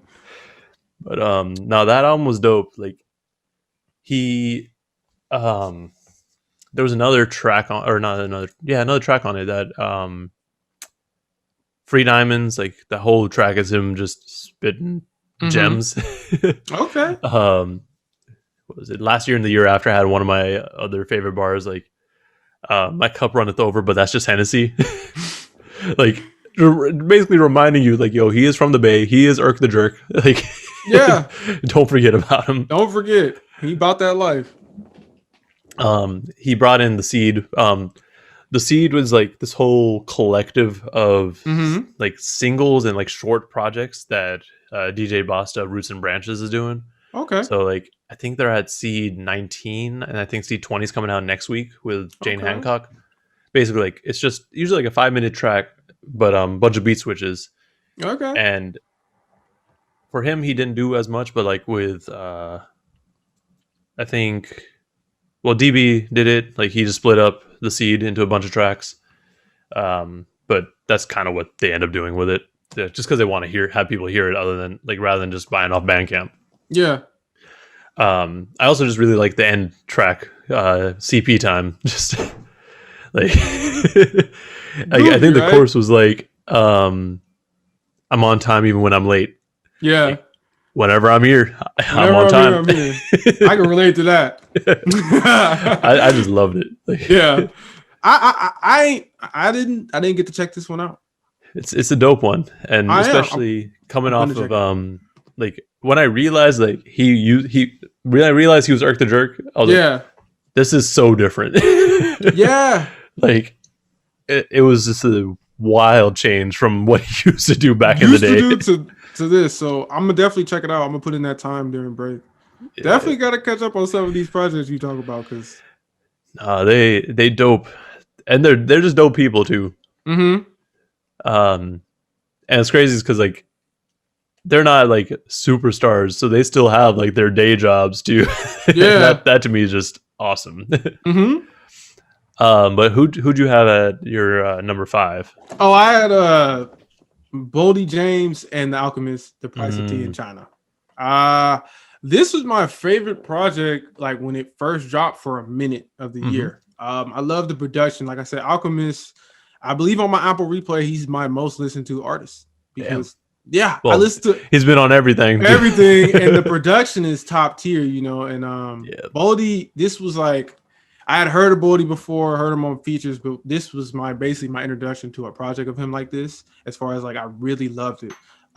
Giant slide, surf and turf with Vince. Oh man, it made me like, where's Vince at? Because Vince killed that. That brought back that summertime 06 vibe for me. Right. Like, scrape the bowl, snort Freddie Oh my Gibbs. god, I love Scrape the Bowl. That's what I'm saying. Like, I feel like for Boldy James to start off the year with this, it was perfect. It was basically letting me know, like, this is what I expect from Boldy, and he really didn't disappoint this year. The weakest project was the Versace tape, and even then I liked it. It just was like weird. So he dropped the deluxe, and I actually checked out the deluxe to this because it was only like 4 tracks, I believe. And the 4 tracks did add a little bit, but really, when it comes to the album, impeccable, immaculate. I loved it, man. It could be higher on my list, but I gotta sit it at 5 because it just, I haven't really been going back to it as much, but I know when it dropped, like in my Apple Replay, I think it's like my 3rd most played album. So I was playing it so much. I loved it. No, it was definitely a dope album. Like I just didn't listen to it as much. Like I know when it came out, like I was talking about it. I was talking about it a lot. Because I was like, my manager's a hip hop head too. So like, like I was bringing it up. And I'm like, hey, you heard Boldy James? They're like, nah. And I guess that was the end of the conversation. But no, the album was dope. Like I was trying to I try to put people on to like dope projects that might not be heard or like just kind of fly under the radar. Same. So I was trying to tell people about it. But some people I showed it to, they liked it. I feel like it's smooth. It some of it bumps as well. I really like run-ins. You know, I feel like that sample was smooth, and how he just was talking about how, like, you know, he's been running, he's been having to leave the engine running because he's hitting a lick or doing something. You know, like he puts again that smooth, gritty flow paints the pictures. Like giant slide, slow roll, like. There were some beats on here. I'm like, how is he going to kill this with his flow? And he just was like going in. Like, I was like, yo, chill. Like, Alchemist, that's what I'm saying. Alchemist, he deserves that. If Freddie Gibbs wins, he deserves that Grammy because he put in the work. I think isn't he just nominated for producer Alfredo. of the year too? Huh? Isn't he nominated for producer of the year too? Really? For the Grammys? Like, yeah, alongside like Hit Boy and them. I don't. I thought so. I could be wrong. He should be if he is. Like if he is, I'm not surprised because man, this has been his year. Yeah, it has been. Pinto, I loved every track. I haven't been going back to it as much recently as I said, just because so much stuff has dropped, and I've been trying to stay focused on the newer music. But I had to put it in the top 5 because I did not. There was a period where every day I was slapping this every day. Yeah. Looking back at the track list, Grey October was my shit too. I love Evidence. With Evidence. Oh my god, I need a new Evidence tape too. Yeah. Well, the last one was the gray, the black and white cover, right? Or am I tripping? It was black and white. Whether or not. Yeah. I tried to put people on that. Yeah, I tried to put people on that, and they was kind of sleeping on it. Even the bros on my podcast, like they were like, Evidence, like he was kind of off on that. I'm like, nah, that's Evidence. Like he killed that. Like he killed Grey October. That's what I'm saying. Like even the features, all the features brought the energy. Like definitely. There was, like I need to go back and listen to this some more because, like I said, I didn't listen to it enough. It's dope though for sure. And like I know hella people were like. pretty much from the beginning of the year till now, people have just been like, "Oh no, Price of Tea in China, album of the year."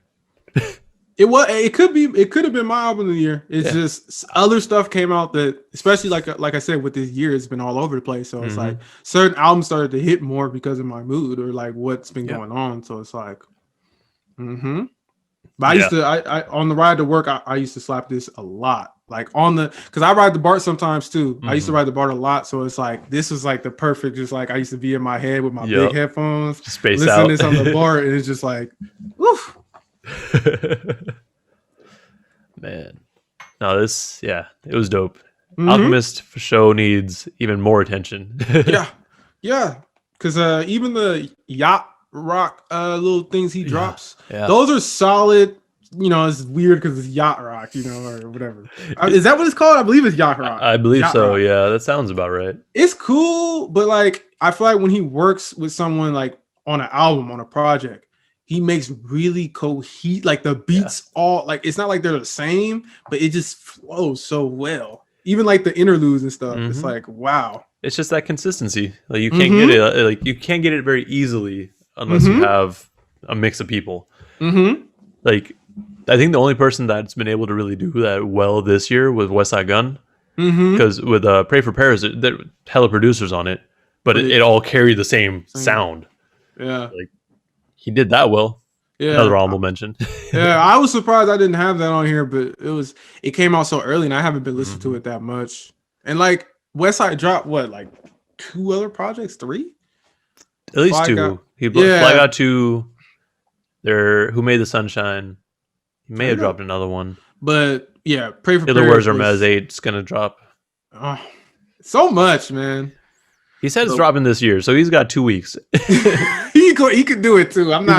He will do it. He's not gonna miss. He's gonna do it. He's gonna drop when he says he's gonna drop. Like no lie. Yeah. Oh man. Where are we at? Number 4 now? So I had Conway. We already talked about that one. But who you got? Oh, I had Quelle Chris, Innocent Country 2. Yeah. This one, I really vibe with this one personally because around the time it dropped, my grandfather passed away. So it was the perfect mood I liked it already, but during that time I was stuck in the house and I was just listening to it, you know, doing things around the house, living happy. Like it's just like little tracks. And Chris Keys, I should shout him out. He's from the Bay, produced this whole thing. Sacred Safe, the way they started out with born of a sufferer, might die a sufferer, lifetime. Like it was a perfect mood for me at the time. It still is because, you know, we're in a pandemic and I'll be in the house. I'll be just trying to be happy, trying to do things, you know, the spicing things up. I feel like songs like Mirage with Earl Sweatshirt, it was like 8 minutes of people just rapping about like life and like just trying to figure things out. It's a Mirage. Yeah, and I love it. Sudden death, the playfulness of sudden death, but it's talk about like, yeah, you about to die suddenly. Like Quelle Chris is goofy and I like it. Black Twitter. I really liked Horizon. Yeah, that was dope. Horizon, where he would just like repeat, like he's just saying like, you know, we try to change things, you know, things try to change, but at the end of the day, things are just repeating, whether it's racism, whether it's like, it's a cycle. It's a cycle, whether it's your job, you know, you're just repeating the same thing every day. I feel like Quelle Chris, he makes good points when he talks about things. Yeah, no, when I listened to this album too, like I only listened to it a couple times and I have no idea why, honestly, but when I listened to it, I was like, yo, this album is beautiful. Yeah. Like production and what he's saying is like, it's great. Yeah. Like, yeah. Yeah, it's great. Like Quelle Chris, I really like Guns last year. And see, that's the thing. I feel like Quelle Chris, he's been cheating, at least with my life personally, because he dropped Guns when my uncle got murdered by a gun. So it was talk about gun violence. So I really related to that project as well. You know what I'm saying? Yeah. So I feel like with his projects, he drops, you know how we're saying like clipping, they're relevant. This was really relevant to me. Just like even the cover is like, it's weird, it's artsy, it's kind of mellow. It was definitely a mood, and I think that it deserves all the love it gets. It should get more love though, because I feel like as a project, like you're saying, it's beautiful. The beats, the lyrics. He's on topic. He has songs where he's talk about breakups. I think that's Make It Better, or either Graphic Bleed Outs. I forgot. But either way, he has tracks where he's talk about like a whole bunch of topics. He makes them kind of playful, kind of quirky, but he's really going in. Like he's a really good rapper. Yeah. I believe he's from is he from Detroit? I think so. He's from Detroit. So again, something about these Detroit guys, man. They can set a mood and it just works really well for me. So yeah. I loved it. I know, like this album was dope as hell. I know, like you're saying with Guns, like I just love how it sounds like it's just gonna be about like violence and like just straight up like him with guns, but it's very like anti-gun and like trying to keep the peace. So it's like he does that well, and like even with Everything's Okay or Everything's Fine, like it's just funny. Like he has a way of like putting a comedic twist into something really serious and just making it very accessible for everyone too. Because Innocent Country, you thinking, oh, like we're gonna talk about how even like I said, sudden death, you're thinking, oh, like it's about to be a moody ass track, but really the beat it's like the opposite. I feel like he does it on purpose sometimes. Like he, it's joke, and I like rappers who could be playful. I like rappers who could be playful yet serious. So try to show people another way. Dope project. What we at now? 3. I had Alfredo. Alfredo. I knew like right off the bat, I'm like, yeah, this is gonna be on my list for sure. Yeah. And the way it, well, not even the way it rolled out, but like how it started off with 1985. Like he said something like, "I'm gonna switch the flow to the God level now," and like this is not a beat that you would hear Freddie flowing on like this, and he just does it like it's nothing. And like he carries on that whole feel throughout the whole project too. Like, and Alchemist manages to make everything fit really well too, because like Scotty Beam with Rick Ross, like that's a very luxurious sounding track which fits Ross perfectly. Like that, and I forgot what track it's on now, but like he says some dope shit like my execution may be televised. Like I mean that's obviously a reference to I don't remember the name now, but it's a reference to a very known saying. But like he's actually saying some shit and then like something to rap about. Like that's just so smooth with Tyler. Like, and then he's like, you can tell Freddie's getting older when you get to Babies and Fools. Yeah, he's just talking about his kids. And I love that track. I really like it too because Conway's doing the same thing. Like they're both talking about how like they got like, yo, we're getting older. We probably should stay away from the street shit so we can actually provide for our kids and like and dealing with baby mama drama and stuff like that. Like that's grown man rap right there. But I loved it because it was still. I feel like Freddie, he on Twitter, on social media in general, he be trolling. He's funny. Even on his raps, he sometimes has funny lines. But when it comes to this bars, man, when it comes to this gritty, talk about slanging, talking about all that, he's top tier. He's top. I like, it's crazy to see how, because he's been doing it for years, even when he was with Jeezy and stuff, and now he had that, that big falling out, there's been tracks, little shots, and it's crazy to see how he's evolved from that and found his own lane now that he's, smaller technically. But it's like he's bigger than damn near, like, I don't know, it's weird because he's smaller, because he should have been bigger when he was with Jeezy, but now he's blown up and like become like an underground, like if you want a feature and you're like a top tier underground artist, you're getting Freddie. You're getting Freddie on the album.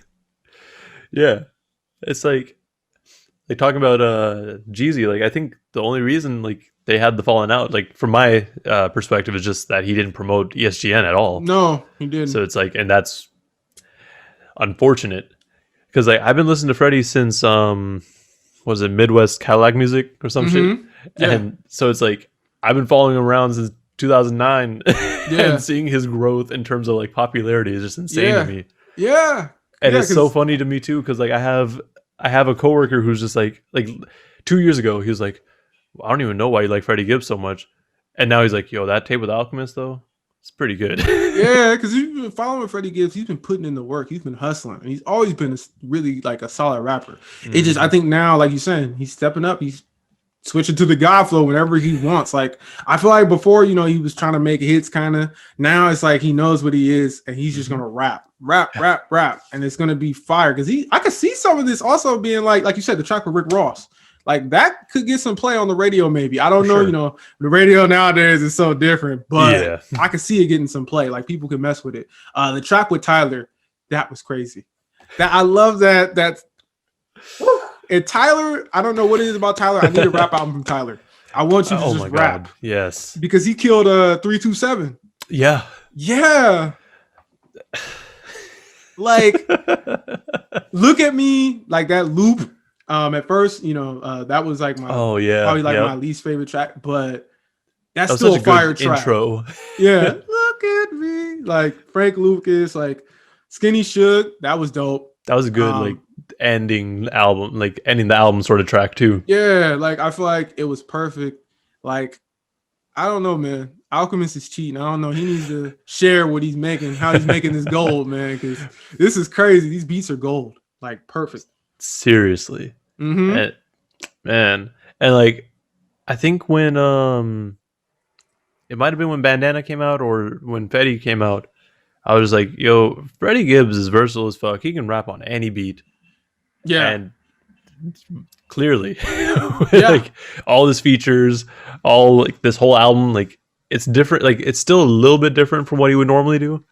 Yeah. But again, there's no normal for Freddie Gibbs anymore. It's just like he'll do whatever the hell he wants. Do whatever because after he did like half man, half cocaine on Bandana. Oh my god! Like where the beat was like that was a perfect Madlib beat that you don't really see Freddie over. And then Madlib did a trap beat. Yeah, that's what I'm saying. And that worked perfectly for Freddie as well. So it's just like Freddie, I feel like he's one of those MCs right now where you give him a beat, he'll eat it up. Ride it. He'll ride it, eat it up. Like I love that he's getting the love he deserves, and I hope I don't know, I love Nas. I know Nas is probably going to end up winning because it's Nas, and I believe the Grammys haven't given him a Grammy yet, even though he's legendary. Yeah. So I think they're going to give it to Nas, but if they give it to Freddie, I won't be mad. Yeah, I won't be mad because I think he dang near out of all the nominations, he deserves it. But I mean, yeah, man. I love this album. I even got the merch, the Alfredo merch. Mm-hmm. I was gonna wear it for it, but I didn't. I know, like I got the tape. Oh, that's dope. I got the My Execution May Be Televised shirt. I got the hat in here somewhere. Oh, that's dope. It's just that's dope. How you be having the tapes though? That's dope. That's what I'm going into now. Vinyl's too expensive. Yeah, I'm trying to get a vinyl collection. Like you said, they are expensive. Yeah. At least tapes, they're usually like $15 at most. Mm-hmm. Like fuck it, easy. Yeah. Still be able to support, and it's easier to like store. Yeah, I might have to get on that hype. You putting me on, no cap. The only other one I got here is Run the Jewels, but hey, for RTJ4, right? Yep. Hey. Nah, man, but Freddie Gibbs is dope. Who'd you have at number 3? I had Arm & Hammer Shrines. I'm a big Billy Woods fan. Yeah. So when I heard, because I checked out the other Arm & Hammer album, Paraffin. I don't even know if I'm saying it wrong. That sounds right. Yeah, Paraffin. I don't, sometimes with these album title names, I'll be like, I'm just saying it how I say it. But that was solid. I feel like with this one, they toned down the noisiness. And I feel like because of that, it was like a smooth ride. I like Paraffin, but I feel like this one, like it's like even the cover, the tiger. It was perfect because it dropped during the protest as well, and I feel like it's perfect protest like fuck the society, fuck the like capitalism. Like Billy brings that energy in the bars. Like I don't know, like the way he flows is so weird, especially Elucid too, because Elucid is the other person in the group. Yeah. But for me, I really love Billy. I love what he brings to the table. My favorite track was Pummel Horse, and when he says like snatch Negroes off porches, like stuff like that, like the way he like just says these, like the words, like he puts a lot of emphasis on certain words. He's got that voice. I love the way he delivers. Ramses with Earl Sweatshirt, like he had good features on here. He had Quelle Chris on here too. I just think the whole vibe of the album, the somber, but not that, because like I said, the last one was way more noisy, so I feel like this one was more accessible. Like when I tried to tell people to check it out, a lot of people still don't like it because it's Billy Woods and he's all like like the flow, but it was way more just like you could just play it and just see what he's saying. I feel like when he dropped it, he was relevant to what was going on. I think it dropped around the same time as Run the Jewels 4. So I was slapping the heck out of both of these albums for like the forget everything. This is the mood we're in. Like we're destroying the society. Like, yep. I feel like with me, like I always want to get into Billy Woods, but like for some reason, like his voice throws me off. Like because his voice is like hella deep and like raspy, right? Yeah. So it's like I have to be ready for it. So I end up like not listening to him very often. Yeah. But no, he's hard, like for sure. He's definitely an acquired taste, because I hear that from other people as well, and it's like, especially like his flow. Some people have even told me like his flow is toxic, because like he just like, it's like he sometimes he's on beat, and then other times it sounds like he's just like saying doing poetry over the beat, or just like just aggressively like in your face over the beat. But I feel like the production on this was top notch too. Even from the first track, Bitter Cassova, I think that's how you say it. It just let me know like Pink Sifu. I don't even know how to say it. Like Sifu. Okay, sorry. But Pink Sifu, like he killed it. I feel like that was the perfect way to start the album. Lord help me. I feel like there is this is what I get for helping you niggas. Like that's like if you Billy Woods in a box, he says stuff like that. That's like, what? Like, where are you? Like, how do you come up with this stuff? This dark, weird, but it's funny. Yeah. Like a lot of times he has dark humor. He said that. Did you check out Terror Management from last year? I may have listened to it once, but same thing with all Billy Woods projects. Said, Western Education is Forbidden. That was my favorite track, and he said on Twitter, and I think it's the perfect way to sum up like his vibe. He says, I play that song around people and they never laugh, but I'm joking the whole time. He said something along those lines. Like it's a funny track. And I went back and listened to it. I'm like, yeah, this stuff is funny. Basically, like I tell my kids Western Education is forbidden. Don't forget to like just sell what's left of your Ritalin. Like the way he like, like he's basically like, it's dark because it's like basically saying like college, all that stuff is like, forget about it. I don't want you to do that because it's like set up for you to, not really do anything. But at the end of the day, it's supposed to be funny, even though it's dark. I feel like with this album, he has certain lines like that where it's like, it's dark as hell, but it's so dark that it's almost funny. It's cartoony. It's like, how are you going that far deep into the darkness? And Elucid, he just is flowing all over the place. Yeah. His flow is wacky. It's almost like he just be like doing slam poetry in front of the mic. And they have the beat change for him a lot of the times on this project. I feel like because of that, like because Billy is more, even though he's all over the place, he still is like steady. While Lucid, he just like goes on tangents. It seems like he's like says one thing, then goes on to the next one. Yeah, I'm trying to remember. Like when I definitely gave this a listen, and I think it was a lot easier for me to keep up with Illicid rather than Billy Woods at times. Yeah. Just because, again, mostly the voice, but also like, because the beat switches. Yeah. Like they're like, here, you're gonna pay attention to him now. yeah. But it's funny because my bro, he was saying the complete opposite. He was like, I don't really like Elucid. I like it more so when Billy Woods is on the track. And I'm like, for me, I like them both. Right. I'm a bigger fan of Billy Woods, but I feel like Elucid, he definitely. I'm not, of course, I can't compare them, but it's kind of like that Outcast vibe where you have one person doing this like aggressive in your face, and then Elucid is more laid back, but he also can get aggressive as well. And when they team up and do stuff together, it creates something that's like, I wouldn't expect this to work, but it works. And I love it. I love Arm & Hammer. I love what they bring to the table. That's awesome. I definitely need to sit down and actually listen to it.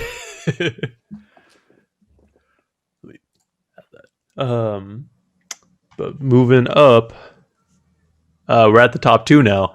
Yep. East Shore Highway for me. Okay. So East Shore Highway is a Deuce from Grand National again. So Brookfield Deuce from Oakland, Monty Draper from Richmond, and DJ D Sharp from Oakland as well, but also the DJ for the Golden State Warriors. Ooh. So like it was to me I was like, oh shit, like okay, like you really out there. And I love that they named it East Shore Highway because that's legitimately just the stretch of highway between Oakland and Richmond. Like to me it was just a really, I don't know, like between it being mixed the way that it is mixed and just the two of them rapping their ass off, like it just flowed real well. Because when I had him on, Monty was saying, Sharp would just go into the whip every once in a while and make sure the sound's good. Like he wouldn't just let it stay in the headphones. He'd go to the car and actually listen to it. Because like I said, bass, you gonna knock it in the car. You gonna play it on the speaker. You feel me? Yeah. And it's crazy. Like it's so crazy to me too, because like I think the week after I interviewed them, they were on KTVU, and then dope. They were on Hip Hop for Change as well. So like they out there. Yeah. I saw you posting about the interview, and it actually made me check it out. I only got to check it out like once or twice, though. I actually need to sit and listen to it. Now I'm seeing it so high on your list. Yeah. No, like this is one of the projects that I return to frequently. Okay. And it's, I don't know, to me it's just like one of those songs I can listen to in the car, and it's just like it slaps for sure, but like it's also like they're actually saying stuff. So it's not just like just stupid shit. Yeah. Because like it started off with Layup Line, and it's just them swapping bars for the entirety of the track, and just like, yep, this is what we're getting for this album. Yep. You're getting dope bars back to back. They got that track Bohannon. Like they did that flip on it. Like the whole song is just super upbeat and super happy. They did KBLX, which is a flip on Anita Baker's an Anita Baker song, but it's also an homage to KBLX. I think it's 102.9. So like they were like taking it back. And I don't know, it was just like the whole thing was just solid. Like halfway through the project, they had tracks where it was just solo tracks. So I think it started off with Brookfield Deuce, and then Monty did his solo track, and then they swapped it again. And the fact that it was structured this way and the production on it was so solid, like the first few listens, I didn't even notice that those were solo tracks. Like they flowed so well together that I was like, oh, this is just, I thought this was just the same song. Like, even though the production, like the beat is different, obviously, but like it flowed well into the next one. So I was like, oh, wait. Oh, okay. No, I thought these were these were you two on the same track. No, yeah. But no, it's just really solid. Like you have on, like I think on, what track was it? I forgot the exact track now, but oh yeah, it was on Sorry, the solo track that Monty did. And he had a line where he's like, I'm Mac Dre and Black Thought combined. and I'm like, yo, honestly, like looking at your lyrics, you kind of are, because you have clearly that Bay influence from Mac Dre. And, like you can get hyphy if you really want to, but then he's actually spitting facts. Yeah, I need to. You got me hyped with these local, like you have these local really talented artists on your list, and I not really familiar with them like that, but when I see you interview them or see you talking about them in your videos, I'm like, I really want to check that out when I have time. So with this one, I did check it out one time, and I was like, okay, I see what they're going for. I need to sit with it more because I can see why you really liked it from remembering when I was listening to it. Like it's that mix of like bump, but I'm also lyrical, and they from out here. And like I said, I love it when artists from out here, you really spitting still. Because I feel like a lot of times with Bay Area people, like they get put in a box where they just want us to slap and just like kind of like rhyme over some slap. But you also have lyrical talents from out here that are like pushing it. Like they're not just doing the basic Bay Area flow that they put us in a box for. Yeah, exactly. And like I was gonna bring it up when I talked to Mo Green, because he's from Vallejo. But like I feel like a lot of people just assume that like that E40 and Vallejo sound is the Bay sound. Like that's just because he's the most popular, really. Like you got other artists, like you got Kehlani, who's doesn't sound anything like that. You got Guabdad, who's a whole nother scamming. I love it though. I love it. It's great. We got the diversity for sure. But I also really just liked with Deuce, like he was really just talking about real shit too. I forgot exactly what we was talking about, but like where is it? Yeah, I can't remember what track it was now, but he was talking about like, yo, like all this like real shit that I'm talking, like this is what I've been doing my entire career. Like if you go back and listen, like this isn't nothing new to me. Like this is how I've been rapping. That's made me go back and listen for sure. I also I don't think people are gonna say anything about it, but like I'm not trying to be like, I'm not associated with them or nothing. Like they're just cool. Like I like them and they're just genuine people. Like genuine. Like even in your interviews, like that's what I'm saying. Like it's a genuine energy there. It doesn't sound like you're putting them on because like paying. Like we're low key. You know what I'm saying? It's genuine love for the artists. Just because like they're local, they're dope. And we fuck with each other. That's what I'm saying. And I love their energy, man. Because that's when it's a real genuine like review or like perspective on their music. Because if it's just like, oh, like these people are hitting us up and it's all for promotion or like it's paid, it's like you could usually sense it a little bit because it's like, oh, that's not really genuine, especially when it comes to when they actually talk about the music. But you were actually getting in deep and like asking questions that's like you were actually interested, you know, like a fan. And that's what I try to bring with it. Like because I'm not gonna lie, but I have been hit up by people who are like, yo, I want you to do this, and like interview my guy, like and like I'm cool with it, but like I'm not gonna take no money for it because that's not my thing.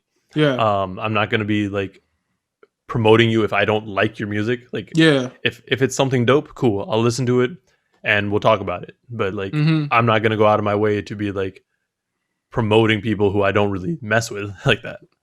Like I mean, if like looking at my reviews, like damn near everything is something I like. Like it's not, I never try to review stuff that I don't like. And that's what I kind of learned early on because, well, no one really caught on to the Royce review, but with R.A. the Rugged Man, I was low-key hating it. like the one that came out this year. All My Heroes Are Cornballs or dead. It was, I'm a fan of R.A., but it didn't really hit for me. No, it didn't, even as a fan, because I like the Legends Never Die. And that one was really good. I feel like this one, because he took so long and just the current state of like even underground rap, it's like he kind of sounds dated. Yeah, I mean, he still got dope flow and the production was okay, but like my problem with it was just like it didn't flow well. Like it just did not mesh well. And there was a lot of just unnecessary tracks, but that's just R.A. himself.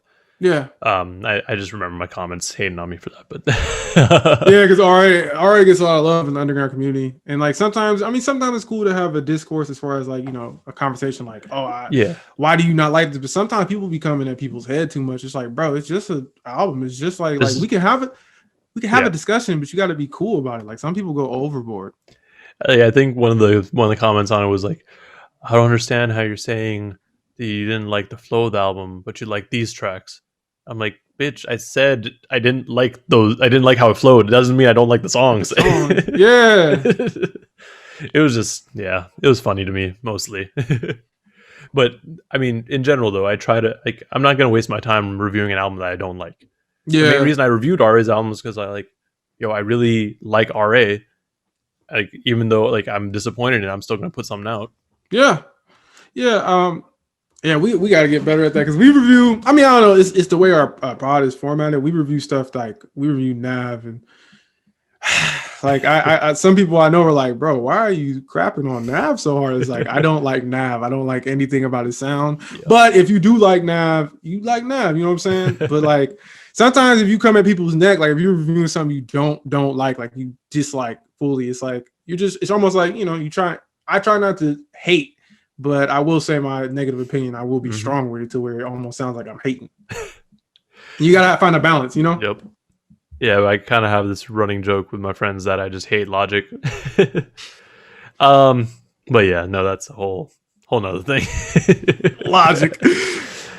I'm not going to say much about that. To get my opinions on Logic, check out the review I did, not for his No Pressure album, but the one he did last year, where my intro was just, it was fucking trash.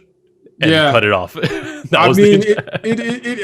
was the Confessions of a Dangerous Mind, right? Yeah. Yeah, don't even. And then he had the yellow, bother. What is it, the book one? Oh my god. Supermarket, yeah. That I gave a pass because he was trying to do something with it, but yeah. I miss Mixtape Logic every once in a while. That's why that No Pressure was an honorable mention kind of for me. I mean, that's the only thing though. I didn't play it like throughout the year, but when it dropped, I was like, yo, this is the Logic I want to hear. So that was an honorable mention for me. Sure. Who'd you have at number 2? I had Freddie Gibbs and Alchemist, Alfredo. Show. So we already went in on that one. Yeah, we already went in. All right, number 1. I had Sarok, the Sharecropper's Daughter. Okay. And well, there's a few reasons for it. One huge reason was because the way I found out about Sarok is I went to this Brother Ali show back in 2017, I think. Okay. At the Cornerstone in Berkeley. And she was on tour with him, so she opened. And I was just like, oh my god. Like I was not I didn't know what to expect because I had never heard of her before then.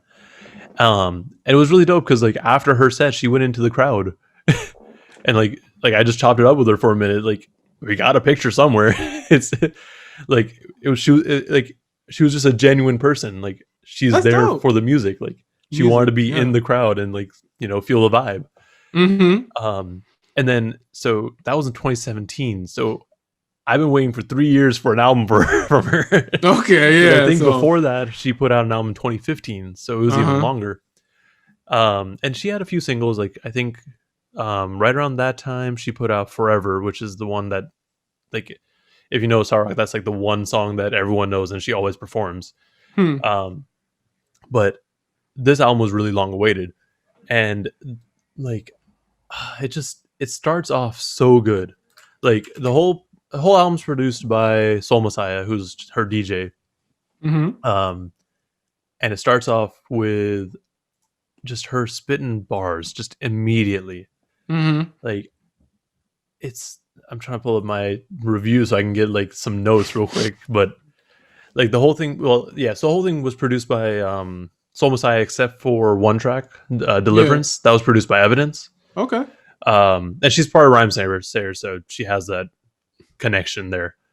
But it started off with her like just showing people like you can do what you want. Like don't let anyone put you in a box. Don't let anyone like say you can't do this.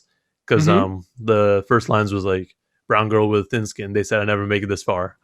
That was the baby, that was the devil baby, this god, look at me now. Like she's like, yo, look at me. Y'all thought I wasn't gonna do nothing, here I am. Dang. And the whole project it's titled The Sharecropper's Daughter because her father was his family was part of the Virginia sharecroppers back in the day, so he was trying to provide a better life for her. So by doing so, he was telling her stories and like stuff that was going on back then. But so we kind of talked about it earlier with Eminem, like how like he just puts in these bars that are like super lyrical and like can have like multiple meanings and wordplay and all that. Like she has a few of those. Like with the first track after that, Gold Leaf, which is literally just her saying, I'm writing these lyrics and it's turned the page into gold. Like, but like, what was it? Woman of steel, Esther embroidered on the lapel. Superhero with these expressions ejected from out the grill. Nah, I mean, like Muslim laws on the deen. From sun up to sundown, I'm praying on your regime.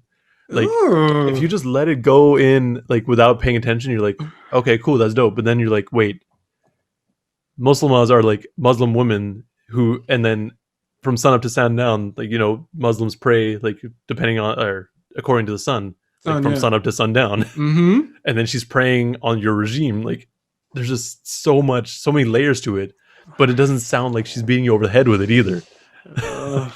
I'm sleeping. Oh my God, that's dope. And like, she had dope features too. Like, she had Styles P, she had Black Thought, and she actually went bar for bar with Black Thought. Like, there was her verse, her verse and Black Thought's, and then they shared a verse. Like, they went 2 bars each. It was, oh my God. I'm about to check this out, right? Yeah, you. Like, it was so good. I'm surprised I didn't hear about this. It was so good. I haven't heard anybody talking about it. I'm blown away, especially because if she has Black Thought, that's what I'm saying, man. Black Thought, I mean, he does be giving features out sometimes, but he usually, if he gives you a feature, you have to be, because he know, like, if you're going to do a Black Thought song, there's a reason he's there. Yeah, because not everyone can handle a Black Thought feature. So I need to actually spend the time to check this out. Like, yeah.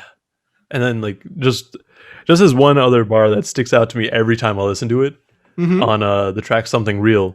Yeah. Like, the song is just about her talking about how people in the industry are ignoring her and that she's spinning some real shit. Yeah. But this one bar, this is what y'all need for the time being. It's a rap detox. No Dre, but I've been doctoring bars so long, call me Rap Deepak. I'll trap records and cook tracks till they crave each drop from this stock. I'm like, you didn't say Deepak Chopra, but you did. And then that's making me make a stank face. Like, oh my God, bro, what? How did I not hear? See, so good. Like, this is why it's number 1. Yeah, no, I'm about to check this out. Like, that's gonna be the first thing I check out, because that's your number 1. And I think I saw you post about it, right? But I didn't check it out because I was like, I'll check it. Sometimes I'll be seeing, reviews or something, and sometimes I try to, like, I'm like, I'll check it out, and then I'll forget about it. You feel me? Yep. And I'm about to check this out because just hearing those bars, that sounds like something I would like. And like you said, female MCs have been killing it, and to hear, like, wow, like, for me to not hear about getting a Black Thought feature and everything, like, oh. I'm sleeping. It was so good. That's dope. Whew. I know when I wrote the review, I said my favorite songs were like Rockwell's America with Styles P, which was just a straight up reference to Norman Rockwell. But because he was trying to depict his version, like what he thought of America, but like Sour Rock's here showing the Black perspective. Yeah. And like, she changed the name of Rockwell because like Rockwell would be ROCK. But she changed it to ROC to match her name. Yeah. And then Styles P always kills it. Like, but then Something Real, which I just mentioned, Deliverance, which was that track with that Evidence produced. Lay It Down and Black Renaissance. Black Renaissance was the one with Black Thought. Where was that one? I'm trying to remember what I said for Lay It Down, because, bruh. Black Thought always got to keep it black, man. There's always something black right there. It's Black Thought, man. I think, yep. Lay It Down was just her keeping it hella introspective, like, because when she was growing up, I'm gonna just say the bar, Double Dutch after 4, dope boy crushes galore. That was 4 I found they was serving bass to the door. Basically, that was when my childhood shattered, bass to the floor. Because for my folks, cocaine and vodka held a persuasive allure. Dang. Like she was really just talking about shit that she was experiencing and seeing. Yeah. So like, and even though she was trying, like, her dad was trying to get her away from like all the negativity and all that stuff, like she couldn't avoid it. Yeah, because if something's in your life, even though they try to hide it from you, once you realize that was what is really going on, or like that was part of your past or part of your family's past, it's like, dang, that was like, when I was a child, I wasn't recognizing that was like, I could personally feel that bar. Like, you got me hyped to check this out. Like, there's a few, but this one actually I could see, like, I think I'd really like this, and I might be like, dang, that could have been in my top 10, but I was sleeping. It's so good. You definitely need to check it. I am. But for your number one, oh yeah, Run the Jewels, RTJ4, Run the Jewels 4, man, right here. Yeah, man. I'm a big Run the Jewels fan ever since RTJ1. I mean, I love LP. You know, I love LP, Fun Crusher Plus. What's the Cancer for Cure? Cancer for Cure, all that. Like, he's been killing it. His style production is crazy.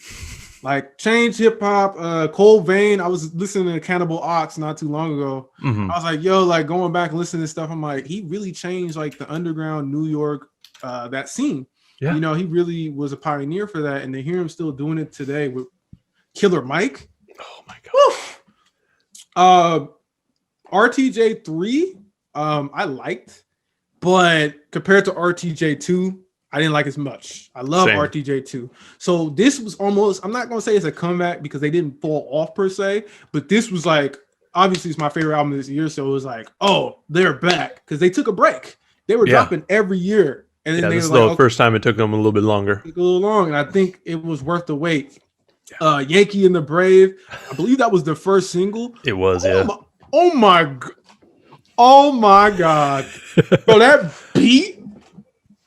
Like, I was like, this is what I wanted from RTJ3. It, like, I'm not saying it was still on there sometimes, but I feel like they kind of smoothed it out. This one, they had songs like that, but they came out hard, like gritty, like and Killer Mike was back on his BS. Oh yeah. Killer Mike has been like, there's been a shift in the last couple years with Killer Mike, and you can hear it on his features too. Like, he's just hungry, like, and aggressive with it too. Yes. So it was dope.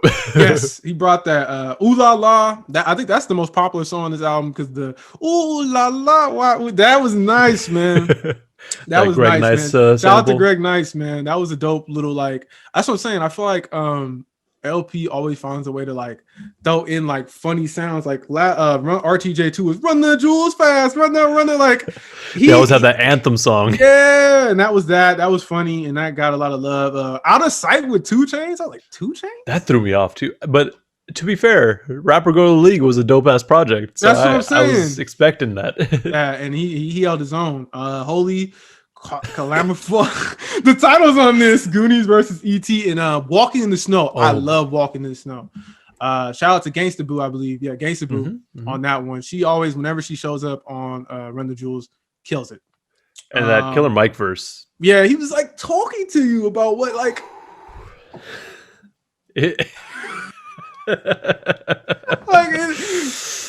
I love the conversations we have in Bag. It's like, we love the music, and it's just like I felt that when he was just going in right there, just talking, like the beat change, and he was just like, all right, I'm about to spit some real stuff. I got his verse right here.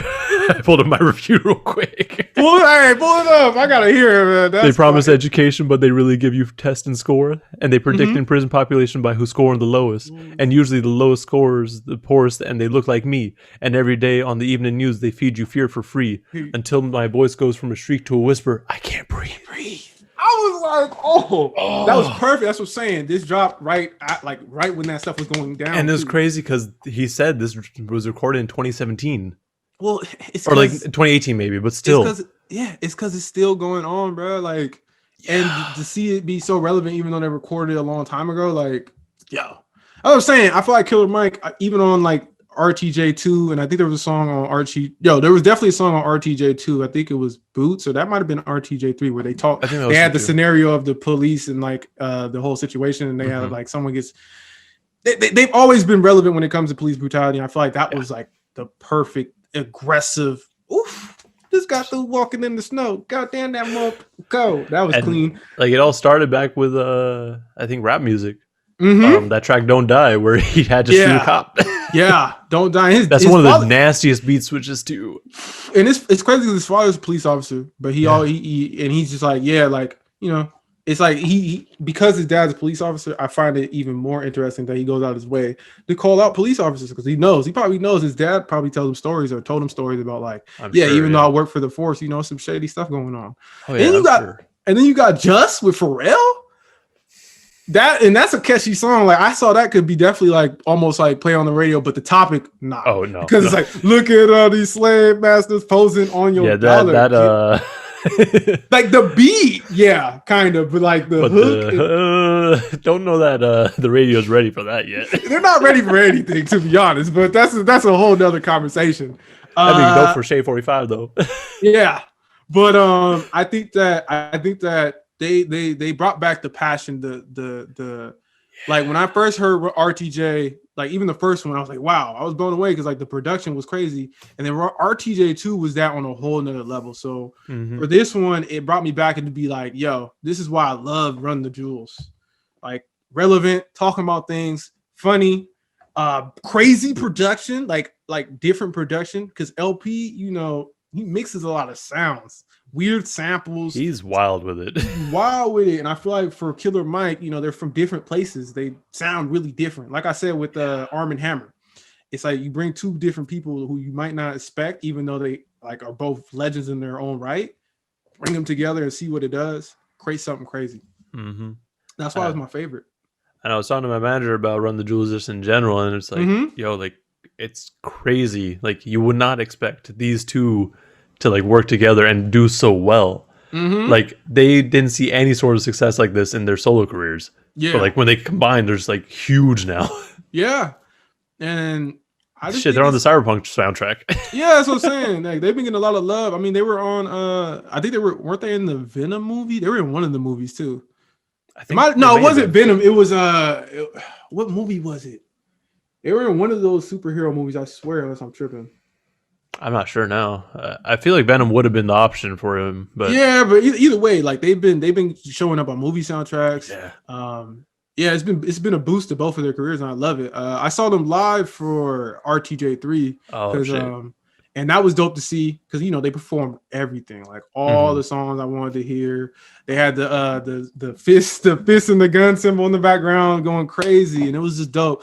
The only thing I hate about RTJ is that as far as their fan base goes, like at least when I saw them live, is that they definitely have an older fan base. So I think when I try to put younger people on them, like people my age, they're kind of like, oh, these dudes are old. But like, nah, it slaps. They talk about relevant stuff. And that's not something I hate. It's just like, I feel like they deserve to be, I mean, they definitely have a name. People know them, but I think they definitely deserve more love amongst like younger hip hop fans.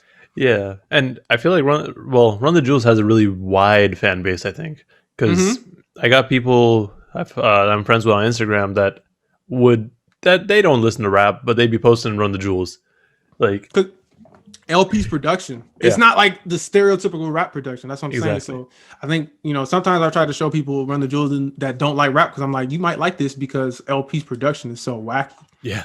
Yeah. Because I don't know. I feel like it's different. I love hip hop that brings different sounds that like is a fusion a lot of times. So that's hella funny. Talking about how Run the Jewels has an older fan base typically. That just reminded me, like, when I went to Camp Flogna last year, I think it was. Mos Def was there. I got lucky again. Like, that was the second year I went. But when I went to go see Mos Def, like, I went alone because my girlfriend was watching, I think, Summer Walker. Yeah. And then my other friends were watching Juice WRLD. Yeah. So I'm like, I'm going to go watch Mos Def.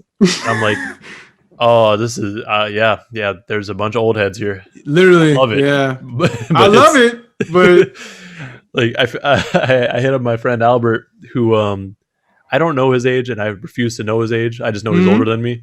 Yeah. But he's like that old head at rap shows that's just like in the back. So I'm like, damn, I felt like Albert that day. Yeah, because Run the Jewels, when I saw him, that's literally, it was old heads. not no moshing, no heck of energy. That's crazy to me though, because I would imagine there's like moshing at because it was older people at the show. They ain't really trying to mosh. I feel like, I guess maybe you know maybe like GA, like at in the pit. Yeah, I was in GA. It was people. It was people. It was like a bunch of like. It wasn't like moshing going on really. I mean, there might have been like some like pushing, but not moshing. You know what I'm saying? Because like you said, it is kind of mosh pit music. Yeah. But this was a show I went to. It was it was in Berkeley. I was expecting more younger people, but it wasn't really like that. But I mean, it is what it is, man. Like their music is great, and I feel like when I do show it to people and they like it, they really like it. It's like, oh, They go all in. Yeah, it's a unique sound. I'm so sad that they weren't able to tour this year, because like I think back in February they announced that they were going on tour. Yeah. And I was gonna try to get tickets for it too for Oracle, but I was actually in New Orleans with my girlfriend for our anniversary, so like we were on a different time entirely. So I was like, I just missed the sale, but I'm like, it probably worked out because they didn't go on tour anyway. Yeah, maybe next year. Like I'm gonna be looking at, because it's gonna be weird, because like you said, like we were saying, actually, like some people dropped albums and it's like, are they gonna tour next year? They're just not gonna tour and just wait till their next release, because some people are just gonna be like, that was a long time ago, I don't know if I want to tour for that, because the hype might not be there. But I feel like everyone's gonna want to go to tours. Yeah, so I don't know. I mean, especially like the smaller artists, like touring artists, essentially, like mostly the underground dudes. Yeah, like they're gonna go no matter what. Yeah, they like, should. When I was talking to Noah James, like that's what he says. Like, yeah, no, I'm a touring artist, so like, I'm gonna get out on the road when I can. Yeah. So like, I'm gonna be there. I'm gonna be at every show. I'm gonna be hyped. I'm so hyped for when shows come back, man. Same. Like, I was already talking to Noah. He's like, yeah, whenever I come up to the Bay, we chopping it up for show. Like, we definitely got to go to some tours together. Oh yeah, definitely. We definitely gotta go to some tours together, man. I think our music tastes align enough that yes. Because like there'd be shows that I'm like, yo, who's gonna go with me? Like, and no one says anything. I'm like, all right, I guess I'm going alone. That's gonna be me, man. I'm gonna go with you, man. I'm really happy we got to do this, man. Because I've been wanting, like I said, man. I love your content. I think you do a really good job, especially considering like I saw y'all when y'all was a group and then you started doing it on your own. I'm like, oh, that's dope. And you really show that you are really passionate about the music, and you, like you said, you break it down. And I feel like I look like, I don't like, when I found you guys, I was like, y'all have been doing it for a minute. Yeah, I think at that point we were going on like a year and a half, almost 2 years. Yeah, like y'all been doing it. Well, or actually, no, like just over a year, actually. Yeah. Yeah, and it's like, it's crazy to see like how much work you put into this now, and it's like, not easy. It's not. I know it's not, because even as a group, like it's hard. So it's like, especially like I do most of the editing for my podcast, and it's like it takes time, and we haven't even done visuals yet. And I know that's gonna be a whole nother thing. Yeah. I mean, once you get into a groove, though, it gets easy. No, I'm excited. We're gonna do it soon, but. With everything, the COVID and like we were adjusting to Zoom, doing it on Zoom, it's a little bit different. Definitely. Yeah. I mean, it works out, but it's definitely a change. Mm-hmm. I can't wait till I can start doing shit in person again, though, because at my job we have this like we just started carrying it like in store for some reason, but the Zoom like podcasting like interface. So like I can actually take it with me and put save everything to a memory card. Oh, okay. So I don't have to bring my whole setup with me. Yeah. I'm like, man, once I start doing interviews in person, like this is next level. Like, this is what I'm gonna need. Hey man, I'm excited. Yeah, I'm excited because I like I said, I really like your interviews, man. It's really it's motivational to see a podcast that's been going on. Oh.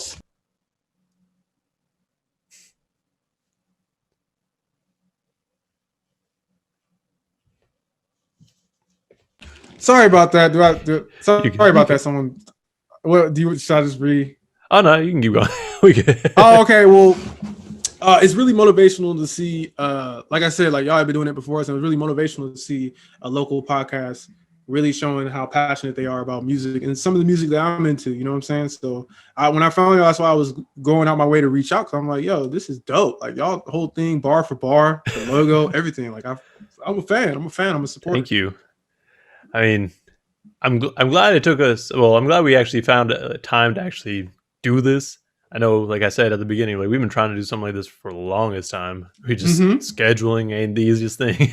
Yeah, and for me, like whenever I do the actual podcast, it's like I just be like I'll either have something in mind already, or I'll have a guest on. But like I was like, you know what? This is the perfect time. Yeah, and this is the first time I've collabed with another podcast like this. You know what I'm saying? So I appreciate you working with me, and I appreciate you letting me come on. We definitely gonna have you on. We're gonna work it out, man. It's tough with everybody with their meeting and their schedules. We're still like figuring out like when is the best time to record all the time. So we're trying to be more consistent with that before we have other people on. That's all it is. Right. Like I've been telling them like when we get in interviews and guests and like other podcasts on our thing, you're gonna be the first one for sure. Thank you. No problem. So that was our list. I had hit up my friends about like just shooting me their list. Only one of them or two of them really got it to me. Mm-hmm. So my boy, or yeah boy, as he's formerly known as on the podcast, .com did it. I don't think this is in any order, but he got the Amanda tape, Benny the Butcher, Burn the Proof, and I don't know how to pronounce it. Blast. It's BLXST. No Love Lost. Mm-hmm. That's all he got on there, but solid top 3, I'd say. Top 3, yeah. I haven't checked out the Days project this time around, but last time it was solid as hell. So me either. I haven't checked it out. I checked out the Blast. The Blast was okay. Yeah. Yeah. And then my other friend didn't actually hit me up, but he was like, "Yo, Guilty Pleasure is kind of that Joji album." I checked it out. Did you mess with it? No, I don't get into Joji like that, so it really wasn't for me. Yeah, I'll be going out my way to check out stuff even like because I didn't like the ballads, whatever it was. This one was way better though to me. It actually impressed me a little bit, but it's not something I heck throw on rotation. It is a guilty pleasure record though. I see that. For sure, yeah. And then my other friend, what he said is I haven't listened to enough for new releases to have an honest album of the year, but probably A$AP Rock. Ooh. But then he also said that's always a given because he's my second dad, but I don't know. Yeah, he's the one person that's never properly named back in the day. He would always have a different name each time, so that's expected. Man, Rock's project was dope. It's an honorable mention. I actually heck of mess with it. I mess with it. I'm a fan of him though, so it's a very dense album, that's for sure. I mean, he's always dense, you know. True. So whenever I was trying to get a homie into it, he was basically telling me like, "Yo, like," I was like, "Yeah, this might not be the best album to get you into him. I feel like you should start maybe with like probably everything's dense. Yeah, None Shall Pass, and then maybe get into like Labor Days, all that stuff, you know, because None Shall Pass I think is the intermediate. Like, oh, this is a good start album. Yeah. He probably would have put Quelly Chris on there too, actually. Just knowing his preferences. Mm-hmm. And then my friend who said Joji, he more than likely had Alfredo on there too. At least that's what he told me in the past. I feel like Alfredo is dang near on everyone's list. Like Alfredo is dope. If you're just in the bars and dope beats, that could have been my number one. But RTJ, I needed that. I needed that, man. No, it's crazy. Like talking about Ace though, like. The breakdown I did for The Gates is actually the most viewed video I have right now. And people fuck with Ace. Like everyone likes Ace. It's crazy. Well, it's not everyone, but yeah, it's because he's a legend, man. Yeah. Like, and he like you said, like you do breakdowns. That's a perfect rapper to break down. You have to. You have to. That's what I'm saying. Like it depends, like because you could break it down a little bit, but if you really break his stuff down, there's a lot being said, stuff. And he's really personal. He's really like personal, like backpack. Like he talks about normal life stuff a lot of the time, and that's why I like him. That album was a little like, it's the best way to. There was a lot happening. Like, yeah, no, I know exactly what you mean. Yeah. I guess we can get into a little bit of honorable mentions, then we can get up out of here. Okay. But I think one of the biggest honorable mentions for me was Royce. And the only reason that I refuse to have him on the top 10 or even really talk about him at all this year is because he's so anti-vax. Yeah. Like, didn't he have a whole song? Like he had 2 songs. Oh, yeah. And on pretty much every feature since then, he's mentioned it. Yep. And I'm like, Royce, you are one of the more woke rappers and you're saying the stupid shit. Like, you could sure have your opinion. Like, I understand that your son is autistic and you want to blame vaccines for that. Yeah. There's no proof in it. Yeah. Even though he says that he reads things that argue for it. No. Just no. Yeah, I get it. that's something, because if you're promoting him or you're like talking about him, you're also sometimes promoting his views, and that's questionable, especially like you said, when you're woke, and some people listen to you for introspection or to look, and like it's not the best look. It's also really funny because apparently I think he has a podcast with Lupe now, and Lupe is super pro-vax. So it's like, all right, so what's going on there? Yeah, during the pandemic, Lupe's been going on, especially early on. Yeah, he be going on lives and like talking with doctors and stuff like that. Like, yeah, Lupe was really part of the informational wave of COVID, and I appreciate him for that. Yeah, I also love that he's like, if you're gonna be at my shows, you got to be vaccinated. Yeah, that's smart. Not trying to get people sick. Yeah. Honorable mention for me was Unlocked by Denzel Curry. Him and Kenny. It was short though, and I stopped going to it as much later in the year, so I kept it off. But that was dope. I love the rollout for it. Yeah, the rollout, the videos. I'm a big Denzel Curry fan. So yeah, that was dope.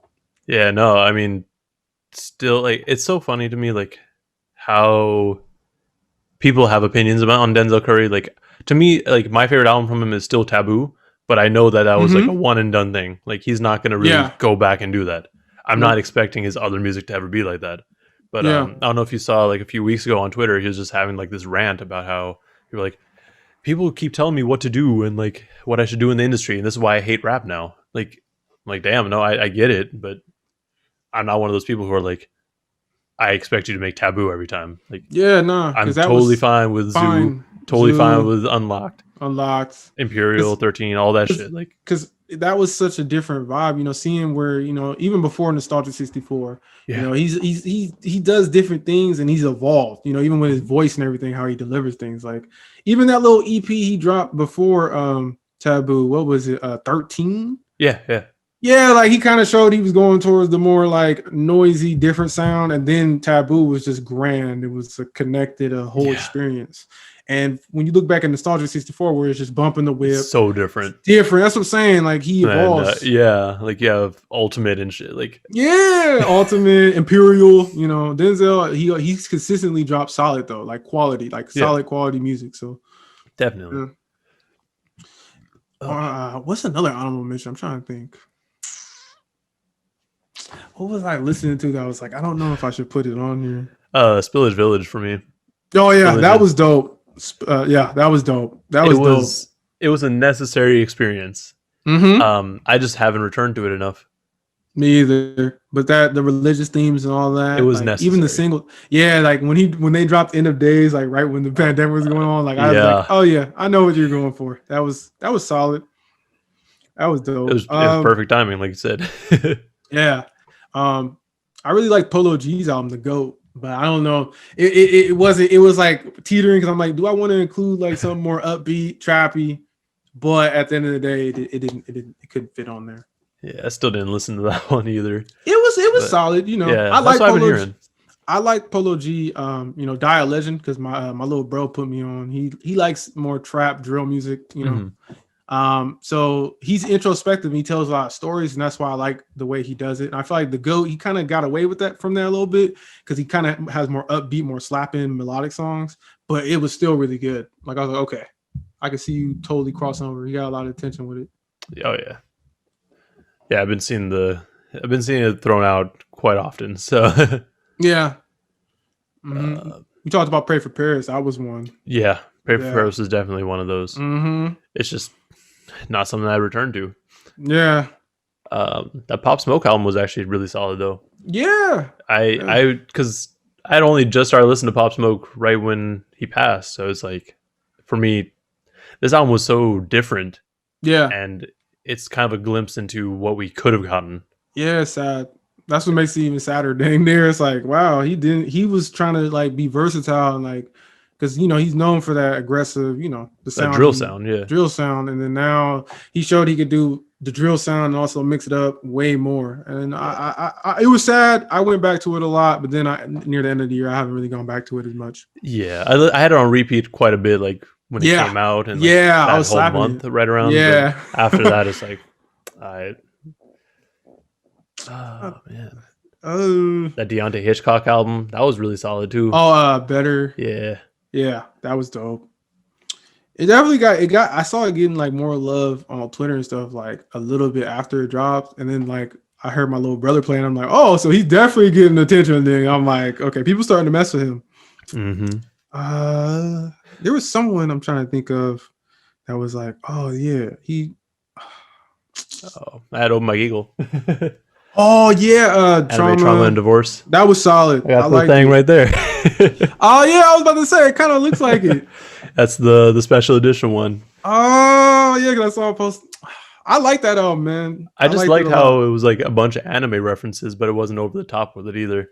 Even though like I didn't like the only anime that he referenced that I've actually watched from it was JoJo's Bizarre Adventure, but like everything else, like I still got it. Like I knew what he was saying. Is JoJo's fire? I'm starting to get into anime. Is it fire? It's fire? Weird. The first couple seasons is kind of slow, so a lot of people say start with like season 3. Yeah, I still really like the first 2 seasons, but it's one of those shows.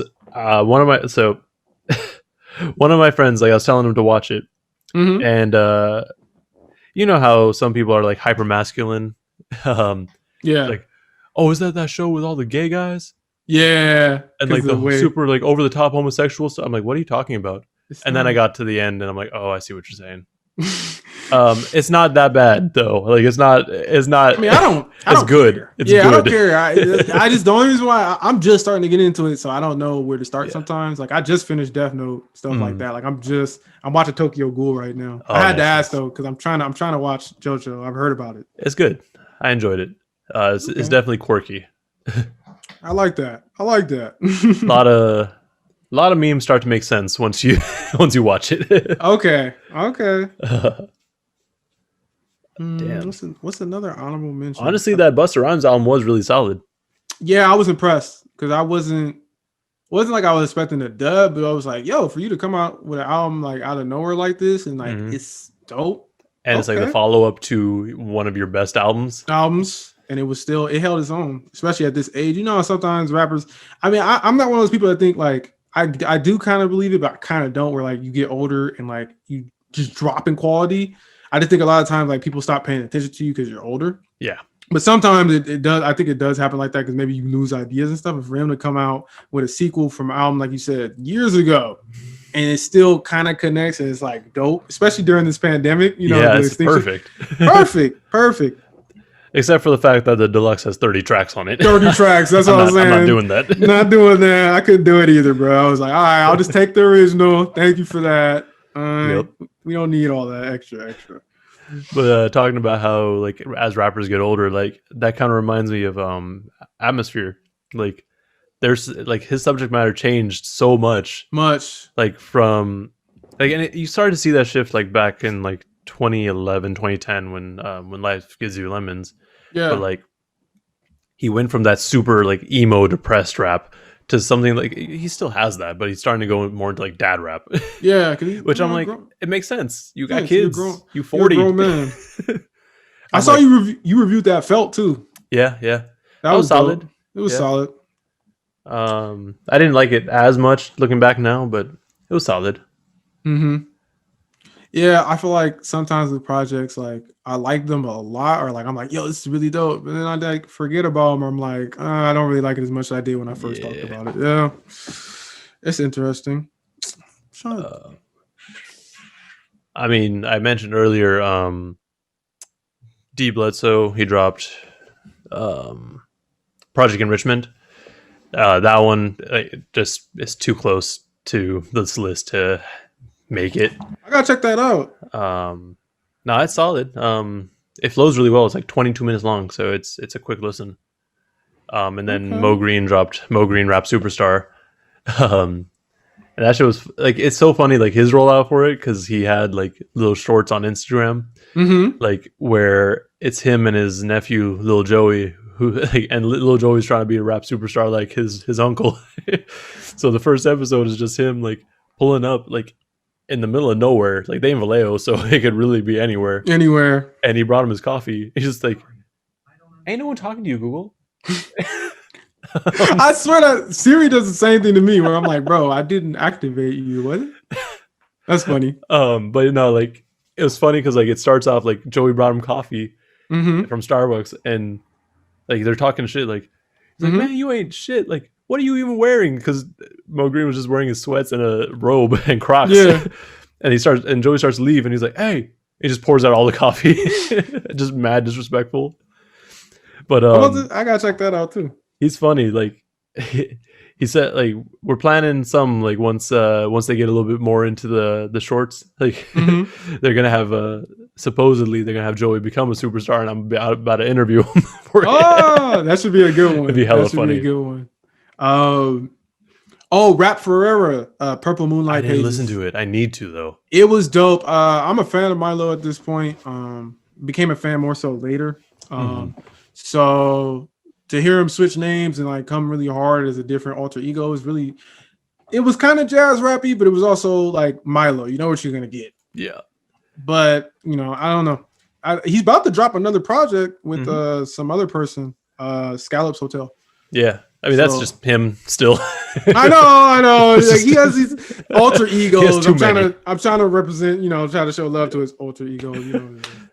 It's funny because like these rappers damn near be different people though when they have an alter ego though. Yeah, it's kind of crazy.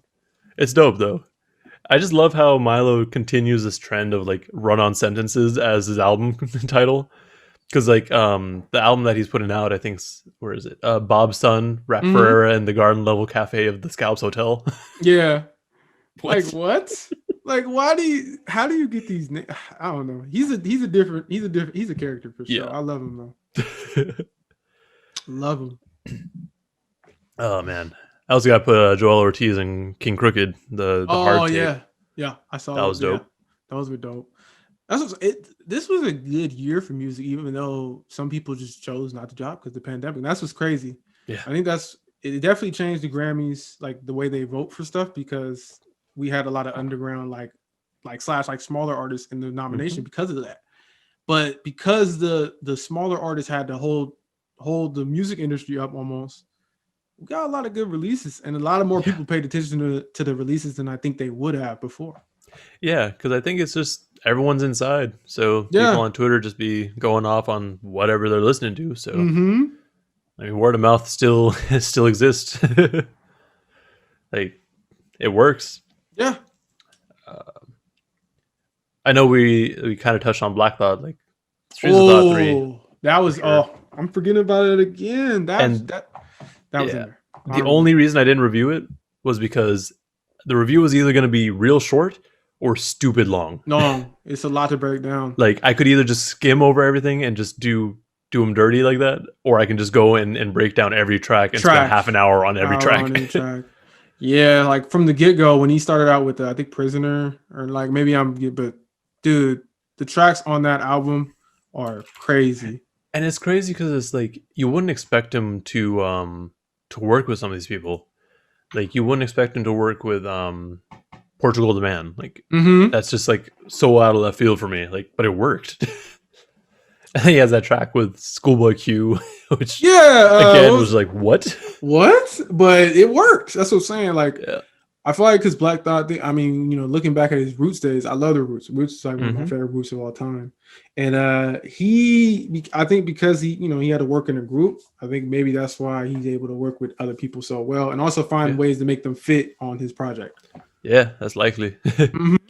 Because Black Thought is like one of my favorite MCs, like by far. Like yes, he's just one of the goats. Like you can't argue it really. He's at that level. Yep. So it's dope project, but I just couldn't review it without spending days on it. Yeah, well, my group had to do like a short review too. It's like we can't go into detail because it would just take the whole episode. Yep. And all the other albums, they'd be like, "Why didn't you break those albums as much?" I'm like, they're not Black Thought, bro. They're not Black Thought. Black Thought is crazy. It's a whole nother monster. Whole nother monster, yo. Whole nother monster. Shit. And Cudi probably could have made it too, but he just dropped too late. Yeah. Dropped too late. Cudi. Yeah, Man on the Moon 3. That's what I wanted from Cudi, man. I needed that from Cudi for a minute. Yep. Shit. I don't think I got anything else though. Like I'm sure I'm missing more. But I really like that Styles P album that dropped. Which one? Styles David, Ghost Your Enthusiasm. Oh yeah, I was slapping fun. that for a little period. I don't know if like that's like lower honorable mention, but I really liked it. It was a vibe. That was a fun one for sure. Yeah. Mm-hmm. But I think besides that, that's it. That's it for me too. It's funny. Like I think according to Spotify, my most like listened artist was Dreamville because they put out the director's cut. Yeah. Which I'm not counting as a separate album. I guess that one, that's one of the deluxe I listened to a lot.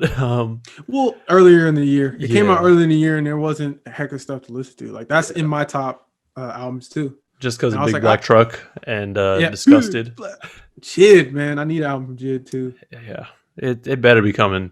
How are you going to drop a few Lucy's and then just disappear again? Disappear. It's Jid for you. He be on Twitter trolling too, tweeting funny stuff. I know, like a few weeks ago, he said drop the album. Like, who talk about yourself? Who you talking about? You better be. You need to drop, bro. Calling other people out. Jid's funny, man. I love Jid. That's for sure. Oh man. All right, I think we've exhausted our albums this year. I'm sure there's more. Well, yeah, but with us, we was gonna try to cover as much as possible. Yeah, definitely.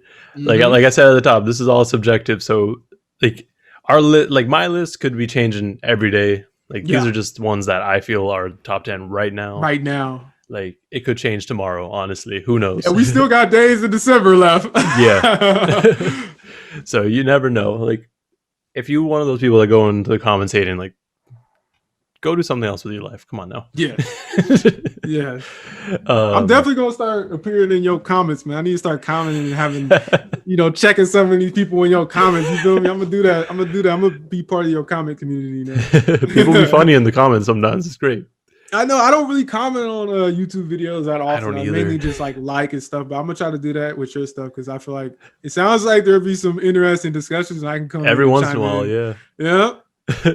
Yeah, like I know with when I did the breakdown for shoes, Kaylin Ellis came in. Like I'm like, okay, cool. I guess we're doing this now.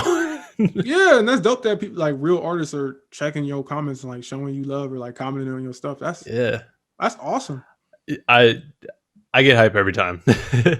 Yeah, I know. I see you posted something like every time I do an interview or every time like it's I just interact it's just with great. Artists. Yeah, it's great.